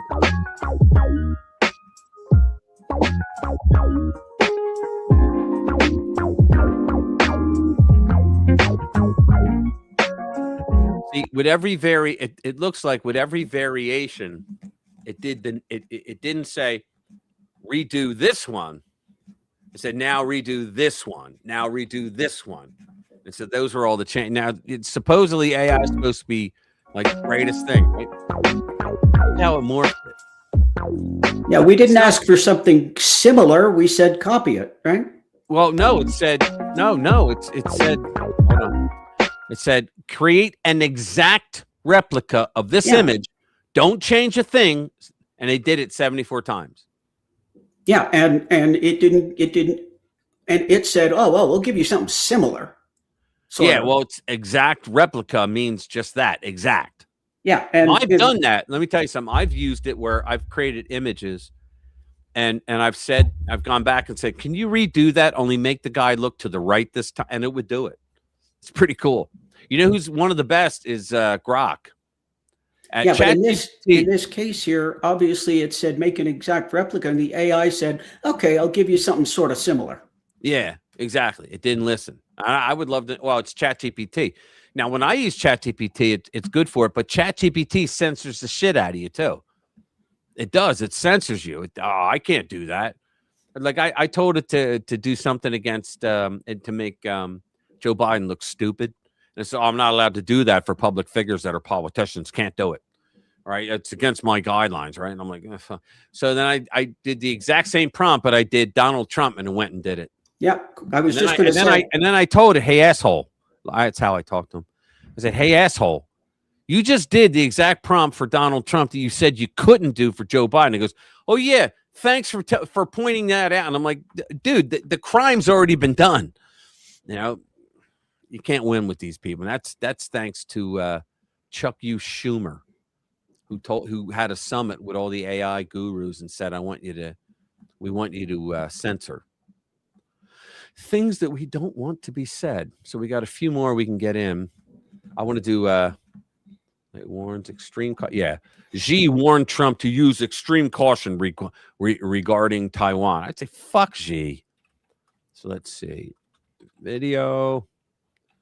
Oh, we got 12 times. All right, let's go up here. Where is it? Yeah, we got like 5 minutes. Yeah, I could go over, but we're sort of every illegal alien. Oh yeah, this woman is just freaking awesome. Again, got to go through the commercials. God damn. Okay, hold on. If Matt Gaetz do an ivermectin commercial, it's sad. Oh Jesus. Hang on, I got it. They're now doing these full commercials. It'll be done in a sec. That's crazy, man. They don't let you get out in 5 seconds. Hold on. Here we go. Now I can bring it up. Yeah, this woman's great. She's like, every effing one. Okay. Here we go. I am so sick of so-called conservatives saying that perhaps we should just deport the worst of the worst. Once again, the left sent out its domestic terrorism wing, and some conservatives, the weak and spineless fake conservatives, have assumed their natural position, the fetal position. They're throwing around the idea that perhaps ICE, DHS, and President Trump should abandon the mission in the naive hope the left may be less inclined towards violence. We don't negotiate with terrorists, sorry. But my favorite voices in all of this are the various church leaders urging this BS, as if we're too young to remember that Catholic and Christian charities sure benefited handsomely from Biden's open border. No, we've got that clocked. We remember. So no, the correct approach here isn't to soften on deportation. Right. The promise, the mandate was never just the so-called worst of the worst. But I had an argument with somebody earlier today on this. And I agree with everything she's saying. However, I live in the real world. As Rush would say, Realsville. Okay. When you have millions upon millions of violent criminal illegal aliens, and you only have the resources, you can't hire enough agents. Oh, you start there. You start with the worst of the worst. Yeah, exactly. Thank you. You prioritize the worst of the worst because they're harming American citizens. Yeah, it's called triage. You do the best you can in the quickest time. Now, with these rhinos and people like her, the absolutists, okay, she's good though, but these absolutists, when it's I actually voted for all of them to go. Yeah, they're all going to go, but don't you want the worst of the worst out for? No, I want them all to go. Well, shut the fuck up then, because you don't live in Realsville. But the thing is that if you remember, Holman said, if during the course of arresting a violent criminal illegal alien and there's another illegal who's not a criminal, we're taking him too. Yeah, of course. He said it. And that's when the left freaked out. Want to know something funny? She started talking about these rhinos and their usual position. Right. And all I could think of was bent over and spread. Yeah, exactly. Thank you, sir. May I have It was the worst first as part of the largest mass deportation mission in American history. And furthermore, have we not learned our lesson allowing the left, the communists, to define the terms? Just remember that the Democrats don't put any illegals in that category, worst of the worst. Right. They love them They've all. been fighting for 6 months to keep their margarita drinking buddy, wife beater, human trafficker, gangbanger, Maryland dad, Kilmar in your backyard. They also don't consider fleecing the American taxpayer to be a crime. That massive Somali fraud scheme doesn't make them bat an eyelash. They've, at the very least, known about it for a decade. and at the most aided and abetted. So no, to all of the so-called Catholic charities, the weak-spined Republicans, and everybody else who is now trying to soften the enforcement of immigration law because the left threw their typical violent tantrum, no. Right. Are we really going to reinforce the precedent that was set in 2020? If the left starts burning things to the ground, then we retreat and let them have this country? No, I don't think so. We will not be manipulated. But I don't think it's a retreat to say we got to prioritize the violent ones first. I don't think that's a retreat. No, it's not. It's triage. Yeah, exactly. Thank you. In medical terms. Yeah, it's triage. I just say, prioritize the ones that are harming Americans. Well, triage by definition. Yeah, I know. No, it means doing the most amount of good for the most people. So you go in and you do what you can do. Yeah, I've watched MASH. Yeah. There you go. Yeah. But I don't understand how people can't see that. Like you can't hire 1 million ICE agents. There's not enough money to do it. You can't. So you now he did. I actually sent a truth to Trump, but I don't know if he reads them, but probably not. I'm a nobody. But I said, why don't you take those 87,000 IRS agents that Joe Biden hired and train them to be ICE agents? Right there, you got 87,000. And tricked into going down that bullshit path again. I'll add, for 4 years, the Democrats let everything into this country. There was no vetting. There was no distinguishing. It was a free-for-all. But now Republicans want to play their game and just deport the very select few with a cherry on top. Pretty please? I don't think so. Their immigration policy was not best of the best. It was all of the above. It was haul in all the warm bodies and make it damn near impossible to get them out. And you know what? It worked. It worked until President Trump strolled back into that White House a year ago today and said no more. And some of you are willing to renege on that contract to 77 million Americans for what? To appease the violent mob? I got to hand it to the left because at least they have a strategy they stick to. Yeah. And it keeps working because we are suckers. Every time they lose an election, they spend every waking moment of every day of those 4 years going out of their way to make life miserable and unlivable for the rest of us. And you want to hand our country to those people? That's not just a no, that's a hell no. Right. And to the so-called Republicans who are mulling over whether or not to jump on that train, if you do, you might as well start Somali tap dancing right alongside Jacob Fry, where you more perfectly belong. And those are my final thoughts. We know Fry doesn't know how to dance. All right, so I got one more to do, and you're going to love this one. This is Bill Maher admitting I was wrong. There you go. The QAnon people were right, but watch. This is cool. I can't believe I'm saying this, but where does QAnon go for the apology? Yeah. QAnon, which believed in lots of really ridiculous things like, Democrats eat babies. Yeah. But they were kind of harping a lot on the idea that the elites are running this pedophile ring. And I made jokes about them. I also made jokes after the Epstein thing happened originally that were on the idea of, obviously there was some smoke there. Well, now with all that's come out in the last couple of weeks, there's a little more than smoke. It does look like anybody who was at all able to get in touch with Jeffrey Epstein, he was the man. We're doing it. They just, yeah. And then they all lied about it. Everybody has, and the arrogance also of thinking they could just use their real name in an email, which they did, and didn't try to couch it in, when I used to get pot before it was legal, it was like, I'd like 2 shirts, please, and no seeds in the shirts this time, we had to sort of codify it. No, they're just openly talking in emails about this sort of, sexual perversion and that they were all doing. And lots of people who you didn't think, or I never imagined were doing it. I see these names come up. So, QAnon, yes, a lot of crazy there, but you know what? You weren't totally wrong about that, guys. Yeah, you aren't totally wrong about that one. He could be reasonable every now and then, usually when he's sleeping, but he can be reasonable.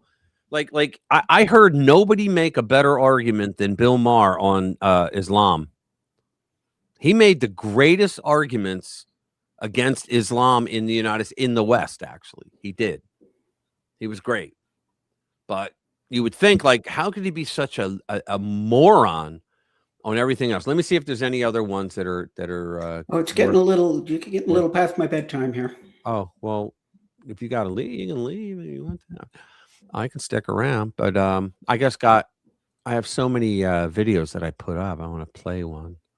Conquering America, bombshell. The Mexican government is working on conquering America. I told you that earlier. Investigating Nike. What else is going on? Oh, Caroline Leavitt flips the script for the fault. Yeah, we'll play this and then we'll call it quits. So hold on. This is Fox, so I don't have to sit through. Caroline Leavitt is going over in Fulton County. The Democrats are clutching pearls. That's a saying that AI likes to use. They're clutching pearls because they're like, oh, how dare you interfere in our elections? They're not interfering. They're subpoenaing you. And they say it's a raid. No, it was a subpoena. Here we go. Did President Trump himself ever ask DNI Gabbard to head down to Fulton County, Georgia? The president was asked and answered that question just yesterday.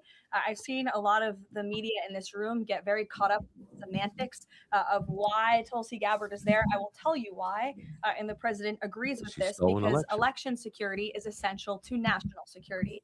And as the director of national intelligence, it is a part of Miss Gabbard's role to make sure that American elections are free of foreign interference and that American elections are safe and secure. And so the ODNI director is working with the FBI on this effort, and the president wholeheartedly supports both Kash Patel and Tulsi Gabbard in ensuring that American elections are safe, are secure, and are free of foreign intervention. Is there any indication that there's foreign influence? Federal law enforcement's involvement in the search. Well, excuse me one second.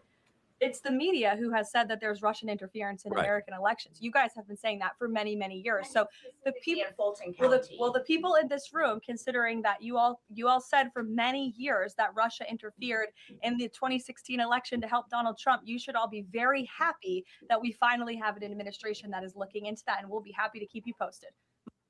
Yeah, there you go. Can't keep her down. I like her. Oh, I know. I love her.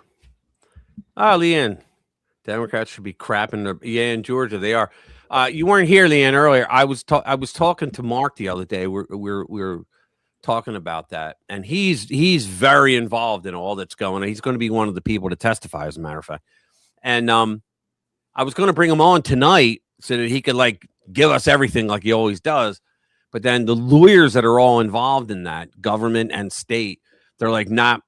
They told him and a couple of other election integrity guys, don't do any interviews yet, because they didn't want to ruin the jury pool or get, things out there. They don't want them doing anything. And he said, and I said, not even my, little channel. And he goes, no, they don't want us doing anything. I went, all right, that's fine. So he told me that we will be there. He will come here with all the dirt when he's allowed. So I don't know how long that'll be, but he's told me things that I promise him I would not admit. And I think we're going to like what's going to happen down there. Yeah, I think we are. Because I could say this much because it was public. The Democratic Party in Fulton has already admitted that 315,000 ballots were counted that did not have signatures from the county workers. You're supposed to have a signature on there. That they vetted it. They opened it up. There's 315,000 that came through because they were just throwing things through to get the numbers on them. So that's what happened. So all right, guys, thank you very much for being here. We're going to call it a night. It's over 3 hours. Yep, we did more than 3 hours. Yeah, which is cool. But some nights I can do more. But tonight, I'm kind of tired right now. Thank you. Appreciate you guys being here. Do me a favor, hit that like button if you haven't already. It really helps. I appreciate you. You guys have a good week. Start watching my videos. Right now, my videos are the views are being knocked down. I heard it's happening to a lot of channels. For whatever reason, they're pushing shorts more than they're pushing long form, and it's hurting people, and especially hurts smaller channels like mine. We should be getting more views because we used to get pretty decent views for the amount of time I've had the channel, but now I'm just, it's like a kerplunk, right? And every time I try to use marketing on, even though YouTube does monetize my videos, I get rejected by Google ads. And they're saying, you know, that Google ads are, they're different than YouTube, obviously, because they go to a different audience, a more broader audience. So I need some help. So you guys, if you can just watch my videos during the week, make some comments, get involved, I would love it. Bring your friends next Friday night, please. Tell them, or at least tell your friends about us, right? Just tell them, look for RPW Media anywhere. We're everywhere. So, but mostly here in YouTube. All right. And come back next week. Try a weeknight. Yeah. All right. You guys have a good one. Love you all, man. See you guys. Louis, we'll talk. All right. About me coming down. See you next week. See you guys. We are out of here. Later.